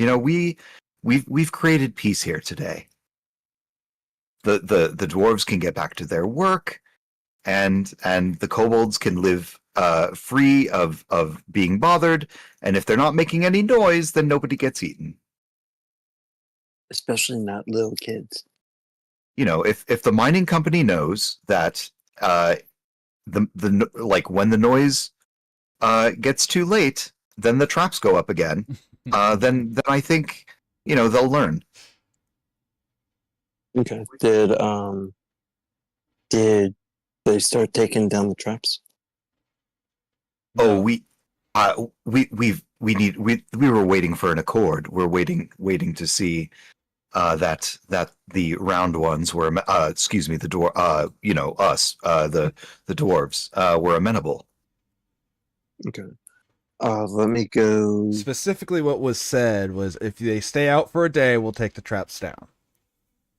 That was the Okay. specific wording that had been used. Gotcha. So they have to stay out for 1 day. Mhm. Okay. I'll run back up and tell Graybeard. Now, we do have a couple more ways to approach this. Oh, okay. One other way is that to satisfy the mining company's requirements, Graybeard's requirements, we could kind of bring out counterfeit kobold skulls or something, just to be like, oh yes, they're all dead, and get away with the money. Or I would like to step away from Drak for a little bit. Or we could stay here until nightfall and make the biggest noise we possibly can, and then the problem will take care of itself. The dragon will eat all of the kobolds in here herself, and then there will be no more kobolds. And what happens after that to the mining company? Well, it's not our problem. The fact that you're a pastor and you want to scam someone, I'm appalled. No, I am a priest of life and endurance, and as far as I'm concerned, if a dragon is eating kobolds, she is extending her own life, and the circle of life continues. And with that said, I like the scam idea. Let's do that. Oh, like counterfeiting? Mhm. Well, what do you think, Evangeline? I'm still up top with Graybeard. She's Oh, keeping see. Graybeard from coming down here and taking action on his own. All right. Well, why don't we all talk about it and see what we all think. Do you wanna head back up there? Yeah, I'll head back up to the top. Okay. Yep. So yeah, you guys, again, as long as you follow the path that you head on the way down, you will not encounter any issues. So you make your way up, and Graybeard will be like, "Let me guess, you're here to convince me to let them stay as well." Oh, they don't really seem intent on bothering you. They just don't like the noise because the noise brings out Big Mama, who is, by the way, a blue dragon. Yes, from the Great Desert. They made that clear. Ah, yes, So I think I don't think they'll be bothering you. In fact, they could be convinced to disarm the traps if you give them a day to do so. Which I think could get you back on your way to work. But the problem of the dragon is going to be one of grave concern, risking lives if you are to work too late into the day when it's dark, because that's when the dragon will be back to roost. I do believe we found the nest, so I can point that out to you on a map if you'd like. But that's kind of the agreement, or not the agreement. That's kind of the arrangement. If you guys make too much noise while the dragon is back, the dragon will either eat them or you guys, and they will put the traps back up. Okay, so you guys couldn't get the job done, and now I have to deal with a dragon. I Oh, mean, we can uh, stay out for a day to get we- those traps, and then we can get some people in here to clear a dragon. I think we can work with that. if you're really intent on us getting this done, why don't we free? well, let's say that we get the kobolds cleared, like you asked. What good does that do you if there's a blue dragon still hanging around and her servants are no longer there? Oh, like I said, I already planned to hire people to take care of that the moment they showed up and told me. I see. Well, So But I'll tell you what. You guys came up with something here. We can stop for a day. I can go hire some more hunters during that day when I'm not allowed into my mind of making more money. And so I think I'll give you part of what you were gonna originally get paid. Does that sound fair to you, or should I just say this didn't count as all? maybe hey, we could come up with another idea. Oh, okay. Cronus and Evangeline, can I talk to you off the side over here? Yes, absolutely. So what about if we were to kind of counterfeit this? We bring out these fake kobold skulls. He'll think that they're gone, and we get our full pay, and we can go on about our way. Well, if the counterfeits are good enough. Isn't this kind of going back on the deal we made with the kobolds, though? Because then they're not going to stay out of the mines and just going to immediately go back to the way it was. I do have another idea. The other idea is we are in the mines. We're in the source of all the treasure. We could take the reward ourselves out of the gems of the mine, whatever the bounty of the mine is. We could then tell Drak that the owner of the mines is intent on making noise no matter what in this area without compromise. So if maybe he could tell Big Mama about the mining president, and the problem solves itself. I mean, I think if we counterfeit him, he's not going to know the difference. And See, because I think that the workers here would not mind the compromise, especially if they get to live. But I think that the company president, because he wants all the money, is not going to be amenable. And so if we tell the Blue Dragon about Greybeard, then the circle of life continues. Things continue on. so you're saying let Greybeard get eaten? Well, it would be one life eaten as opposed to many kobold or dwarven lives. And besides, his hubris, his greed, could have if not for his hubris and greed, we could have prevented this and come to an amicable solution for everyone. I like the idea. I hope she likes roasted dwarfs. Or microwaved, zapped. Straight from the I source. get behind that idea, yeah. So, if you guys are amenable with taking a reward from the mine itself, or maybe seeing if the kobolds or Big Mama would award us for this information, then maybe we could walk away feeling like we had done the least amount of harm. I agree. So do I. I love how this turned into an encounter you would see Brendan Lee Mulligan DM, where everyone's going against the man, so to speak, and I absolutely love the way you guys have turned this. Let's go talk with Drak to talk to Big Mama. In fact, if they're amenable, maybe we could camp the night with them here. Hold on. What was that sound? I think I just heard something. It's not sunset, if in that's what you're trying to get to. Yeah. oh, indeed, yeah. I mean, we could make the choice to like, wait for the night. I'm sure Drak would be amenable. He's very kind.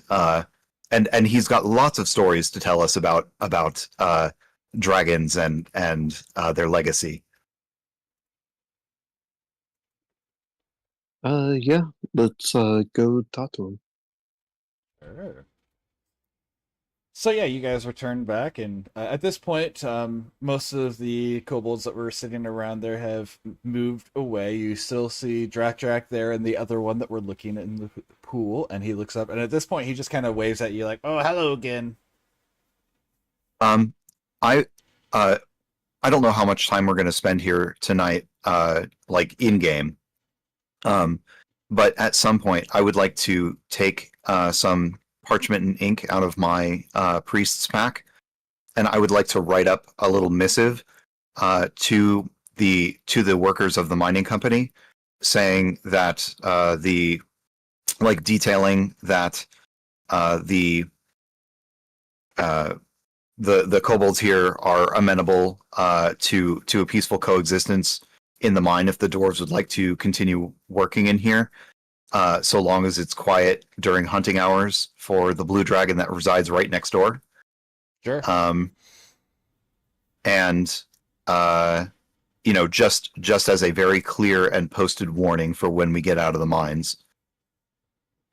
You mean hunting during You mean quiet during non-hunting hours?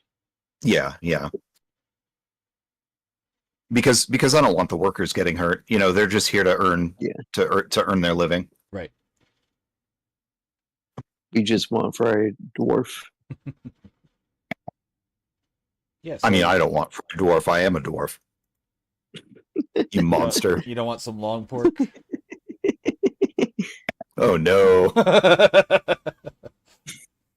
All right, so yeah, you guys, you can convey this to Drak, and he will definitely let you guys stay the night if you want as well. So, you are able to write this up, and as night falls, though, you will hear what can only be described as the sound of a thunderstorm moving through the chasm. That must be Big Mama. She does. The sound doesn't seem to continue into the mine. You hear it stop as it seems to peel away, and you guys can assume that "quote unquote" Big Mama has now landed in their nest. I'll hide behind Pronus because dragons scare me. Yeah, and it's not right where you guys are. You just know that it would be in where you guys had seen the nest before. Drak,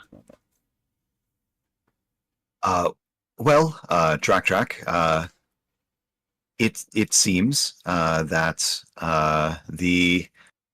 the one known as Greybeard, a particularly large dwarf with the striped kind of gray and silver beard, the one with the abnormally large pickaxe. I'm sure you've seen him around. Mm-hmm. He's not interested in compromising ours so that everyone can live peacefully and uneaten. Perhaps that would be an especially tasty morsel to a new mother dragon. I get what you say. Let's go tell Mama. And he just stands up and starts to walk off. Like without... Sign that death warrant. It looks like we're gonna meet Big Mama. He does motion for you guys to follow as he does, but he doesn't wait for you guys either. All right, I'm definitely casting guidance on myself before approaching. So yeah, if you want to follow him, you absolutely can. The path he follows is easy to follow, but as he does, he'll like point at spots on the ground, and you didn't realize just how many traps they had laid in this in this mine. Oh, thank you, thank you. Yes, I see that one. Oh, ooh, whoops, not that one. And a lot of ones, there's like 2 to 4 traps stacked one right after another. So if you see one, you might avoid it and then step on another. Several places. Oh, you clever bastards. But he leads you into a different tunnel that leads past like one of the mining tunnels. It leads up, and then he shifts aside a stone that it's imperceivable as being not part of the wall. But as he does, it slides away, and you can see into this nest. And there you can see a huge blue scaled dragon with a single large golden horn protruding from the middle of its nose. It has golden scales down its belly and the bottom of its tail. Its wings webbing are a sickly yellow. The air grows staticky and smells of ozone. Its eyes immediately catch on to the people moving in, and she slowly stands and looks at you. In a very surprisingly kind voice in common, she says, Drak, my child, who are your friends? And Drak says, these guys have idea. They get rid of round ones for you. And he points to you guys to speak. If I may, before we speak to her, cast spell level 1, speak with animals. She's speaking common. You don't need to. Yeah, you won't need to. Oh, she is. Yes, she speaks Okay. common. Yeah, speaking of language, that's very convenient. Okay. You must be Big Mama. Oh, I hate that name. Yes, I am, as they say, Big Mama. My actual name, though, is Mother of Storms in your tongue.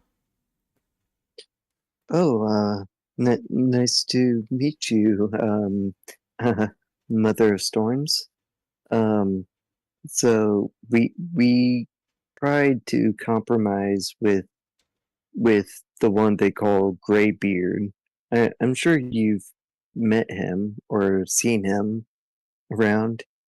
I'll laugh nervously.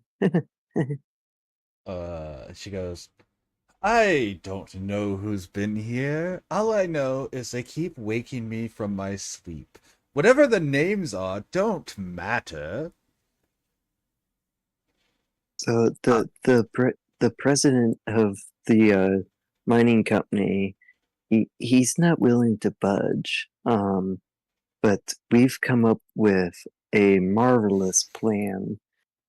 I'll hand it over to Pastor Pronus. He has the most brilliant plan.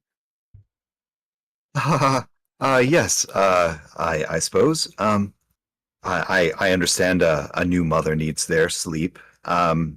Miss Mother of Storms, big storm mother, big Mother of Storms. You see her eyebrow kind of move. You can tell she's getting agitated with your repetition of different names. Yes, of course.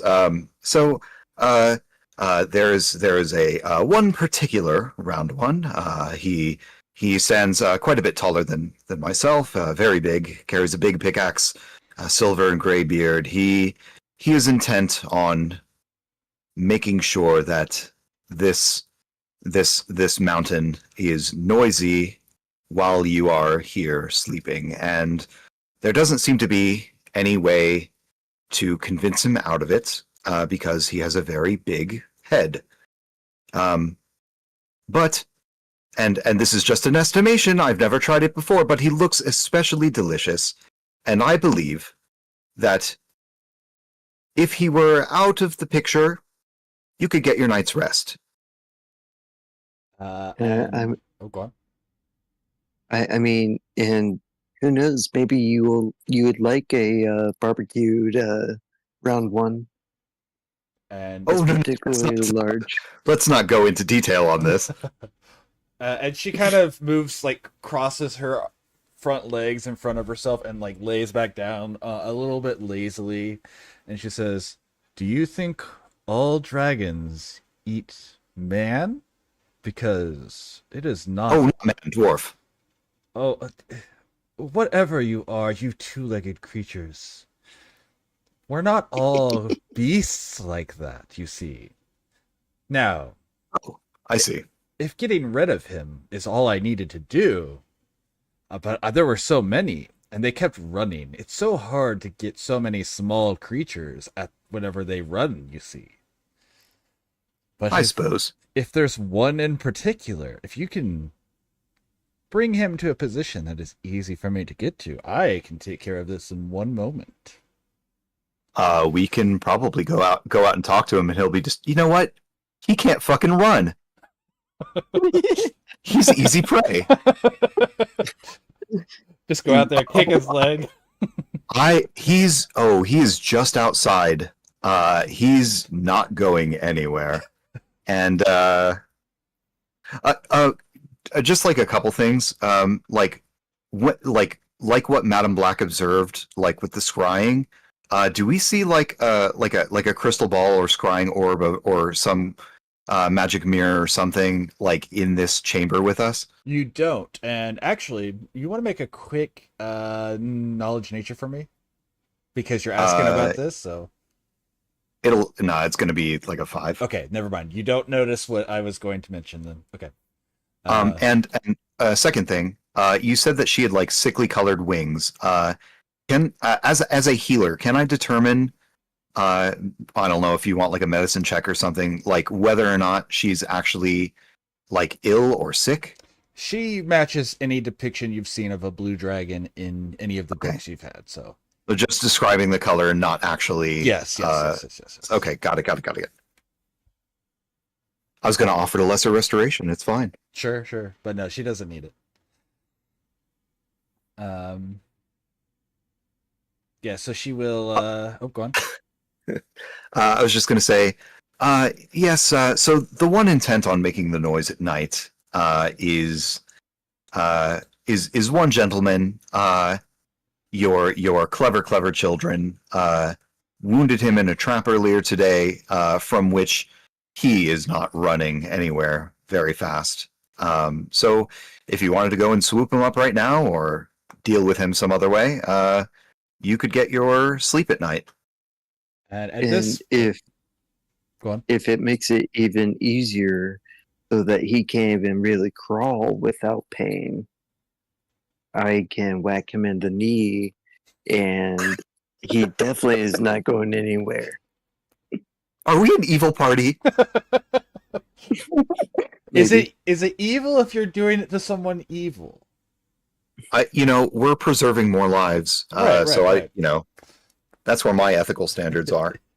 But she does stand to her impressive full size at this point, and she slowly stretches her wings. Like you can tell she was about to nest down for night, but she seems to be, fine, I'll get out of bed to do this sort of motions with her body, as she kind of shakes like you would see a cat do before they're about to jump off a bed. And she says, "Fine, show me where he is."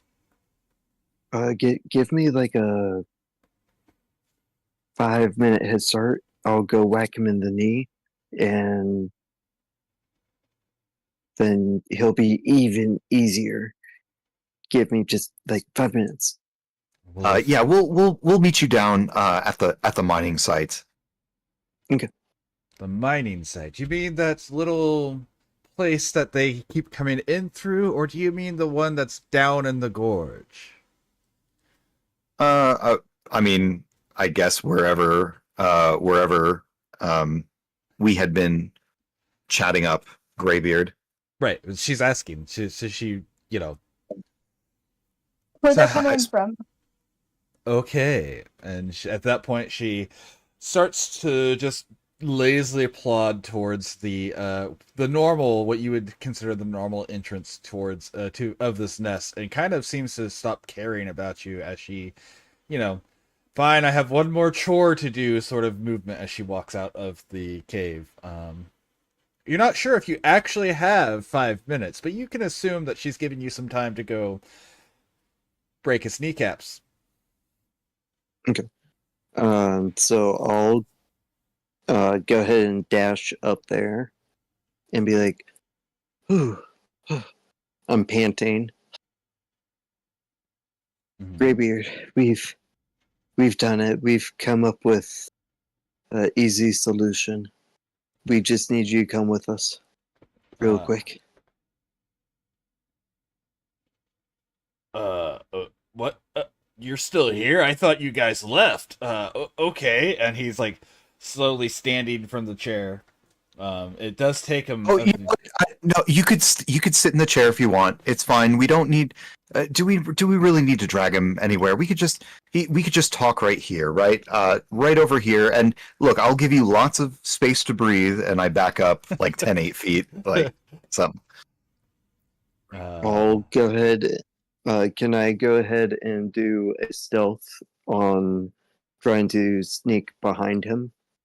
Sure. Especially since he's talking, or Pastor Pronus has his attention. I will allow that. Go ahead and roll. Yeah, so he doesn't seem to notice as you creep your way around. Okay. Behind him as he is talking to Pronus, who's like, "All right, I'm going to give you some space, but let's talk for a moment." And then, what would I need to do? Would I need strength to do strength if I want to go and whack him in the knee? Are you just like punching his knee? What are you wanting to do here? Like, just kind of like immobilizing him so that he can't even really crawl without pain. Right, but are you trying to stomp on his leg? I'm just trying to figure out are you picking up a rock and dropping it on his leg? Ooh, actually, now that you mentioned that, I'll use Magic Stone. Sure. And hit him in the back of the knee, back or side of the knee, with one of the stones. Sure. Okay. Just out of curiosity, this is just for me. Like, with Evangeline's background, what is she thinking of this situation? She's just done. She's done. She's like, I just wanted to come here and get some money for my family, and now there's just all this nonsense, and there's a dragon, and I just want to go home now. Just want to be done. She's done. I imagine it's like, okay, just a moment longer. Just a moment longer. They'll be done. We can get paid. So for that cantrip, do I roll a d20? Yeah, so you don't to cast it. Whenever you throw it, you would. But I assume you're like coming up right behind him and just smashing it down on his leg. He's not going to see it coming. You're going to be able to just roll damage at the moment. I have the silence spell prepared, and I'm ready to drop it. Okay. So, yep, I'm going to go ahead and cast it. Uh-huh. And d20. Should I add strength to that as well? It uses your spell attack, so it'll be your wisdom plus your proficiency, so +6. Okay.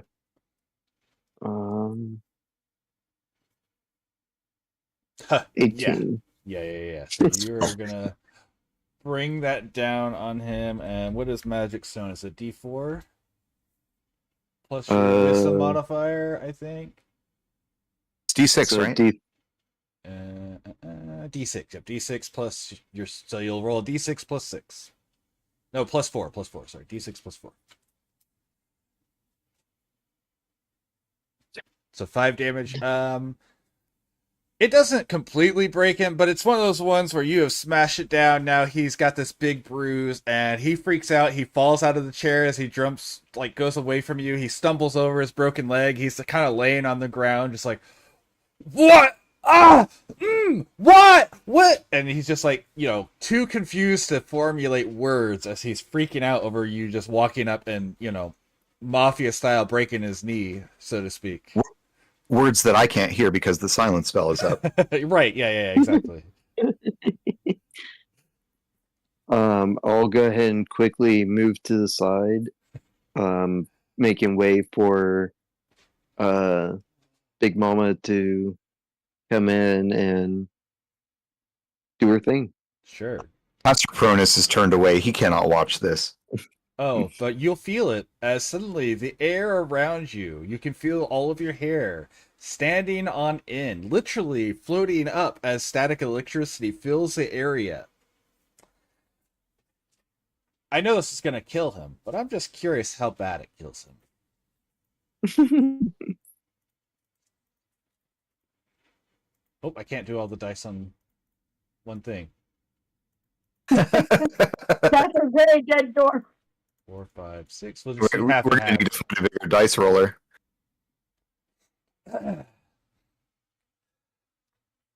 He's gone. He is literally not even and like there's no ash left with that much overkill. A bolt of lightning streaks down, causing everything around you to again stand with static electricity as the once impressive dwarf is just gone. Not even ash remains as he vaporized. Then you hear a mixture of a shriek and a roar and the sound of thunder as the huge dragon lands next to you. Is that all? She says. Of course, Pastor Pronus doesn't hear that, but That was impressive, Mother of Thunderstorms. I was intending to cast like silence over over Greybeard, so he didn't okay. call for help, you know. Gotcha. Okay, then yes. She lands and you do hear she goes, "Is that all?" Very well. Yes, Mother. Yeah. Very well. You can have your fill of whatever's here. As long as they don't bang on the doors or the walls while I'm asleep, they can continue to do their work. I bid you farewell, and do not disturb me again, she says. And then she just takes off. Her wing beat is so strong, it just knocks you all over. She takes off straight vertical and flies back to the other side of the mountain to get back in through the other entrance. I guess. Oh, this is morbid. But lives have been saved, and oh look, there's his coin pouch. I mean, he was about to be sleeping, so his stuff is just laying in a cart over yonder. So yeah. Now there's not a full day's worth of money in there, but there is 60 gold, which you guys can split up amongst yourself. So he wasn't intending on paying us. Oh, he wasn't going to pay you a full day's thing with that, for sure. With the money in his pouch on him. Okay. We did ourselves a favor getting rid of this guy. I think we did the miners a favor getting rid of this guy, certainly. I'm going to leave the missive kind of like in his roasted hand for somebody with his company to come find later. Oh, I'm not exaggerating. That much over damage, there's no hand left. There's nothing left of his body. It's just gone. Okay, yeah, I'll leave it amongst his stuff, maybe like pinned up like with his cart or something. So yeah, absolutely. And you can do that for sure. So yeah, Awesome. You guys get a little bit of money.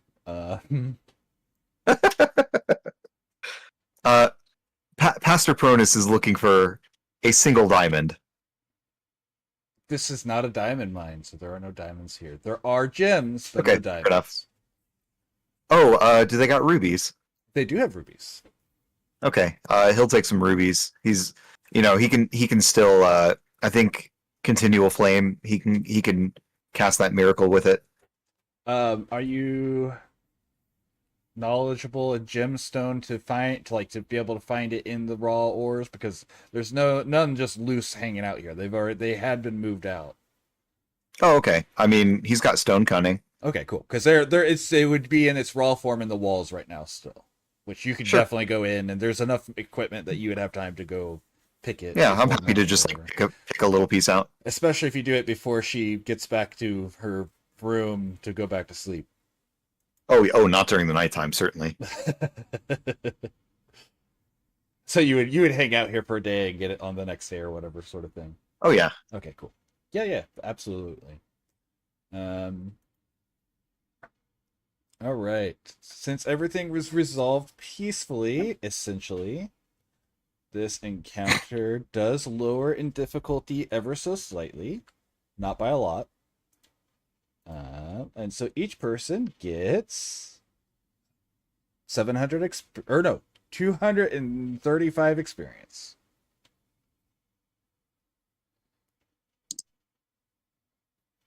Sweet. So that is what you get for that. If you had killed all the kobolds, it would have been technically a more difficult scenario or situation. You would got more experience. That's all. So you're saying 235? Yep.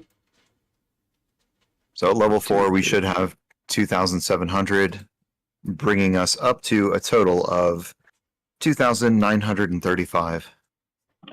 Yep. So cross that out.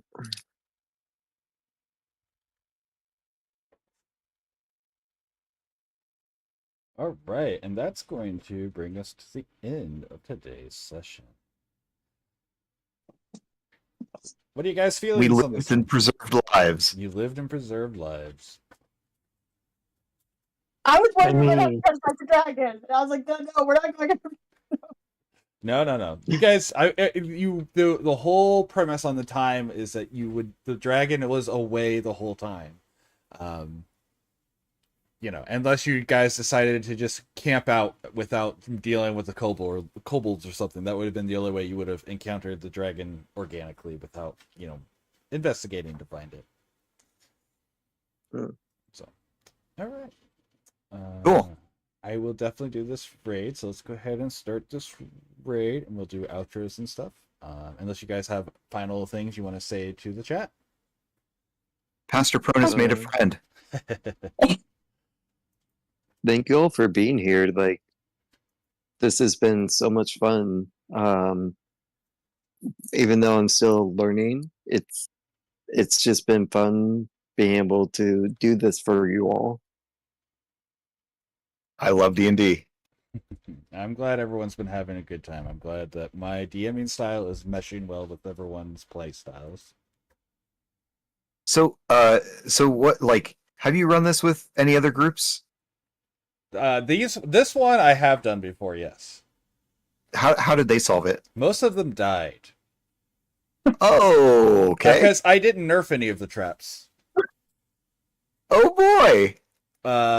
So like one person in that very first one, that also Greybeard is designed intentionally to fall in that to let you know how dangerous the traps are. Oh, okay. So the problem could have solved itself. Yeah. And Greybeard falls down, and you can rescue him like you did. Technically, that is a more difficult one. The oil is when you fall in there, the oil gets on your hands, which makes it harder to climb out. So the whole time you're struggling to get out, and it gets harder and harder as it fills. Eventually, it fills up over your head, and then it sparks and slowly burns you to death. That's what that trap did. Ooh boy. The second trap that you guys avoided, with the one with the planks on the top with the spike, the punji board style thing, it was actually designed. You trip it, that swings, you dive past it, you succeed, and land on the next trap, the one that you almost fell into. And then if that doesn't get you, and you guys got lucky, so if you try to jump to the side, the other trip was there, and it would actually drop a collapse trap, which drops the ceiling on you. Oh, I knew there was going to be a collapsing trap. The room that you didn't go into with all the ones that were being all shush, was actually the whole floor. If you hadn't gone along the outside, was false. You would drop down into a large vat of acid, and then the thing closes over top of you. Like these are all classic kobold traps out of the kobold books or kobold trap books. Yep. So, Oh man. These kobolds are smart little bastards. yes. Yes. All right. I'm gonna go ahead and do my outro now and end this. Thanks for the game. It's been my pleasure. Very fun. Of course, again, no stream, no D&D next week because I'll be in Pennsylvania. So, we'll hit that raid button, get that started. We will go in here and go to my just chatting. All right, I'm gonna mute Discord so they can't hear you guys. Feel free to keep talking. I'm just gonna do my outro. That'll be it for us today. Thank you guys. Big love to everyone. Thank you guys. Thank you, my players. Thank you, my chat, for spending time with us. We only get so many hours in a day. Thank you for choosing to spend it with us. It was our pleasure, and it meant so much to us. So we're going to raid into It's Dean's, thanks to Peach. I don't know even what they're playing or anything. Hopefully they're doing something cool. Apparently they're playing Fortnite, so hopefully you guys like that. Remember, if you decide to stick around, you choose to give them your time. Don't forget that. Show them some love either way, even if you leave shortly thereafter. No stream tomorrow, no stream on Monday. Tuesday, we're going back to Dragon Age. I think that's about all I've got to say, so big love to everyone. Bye.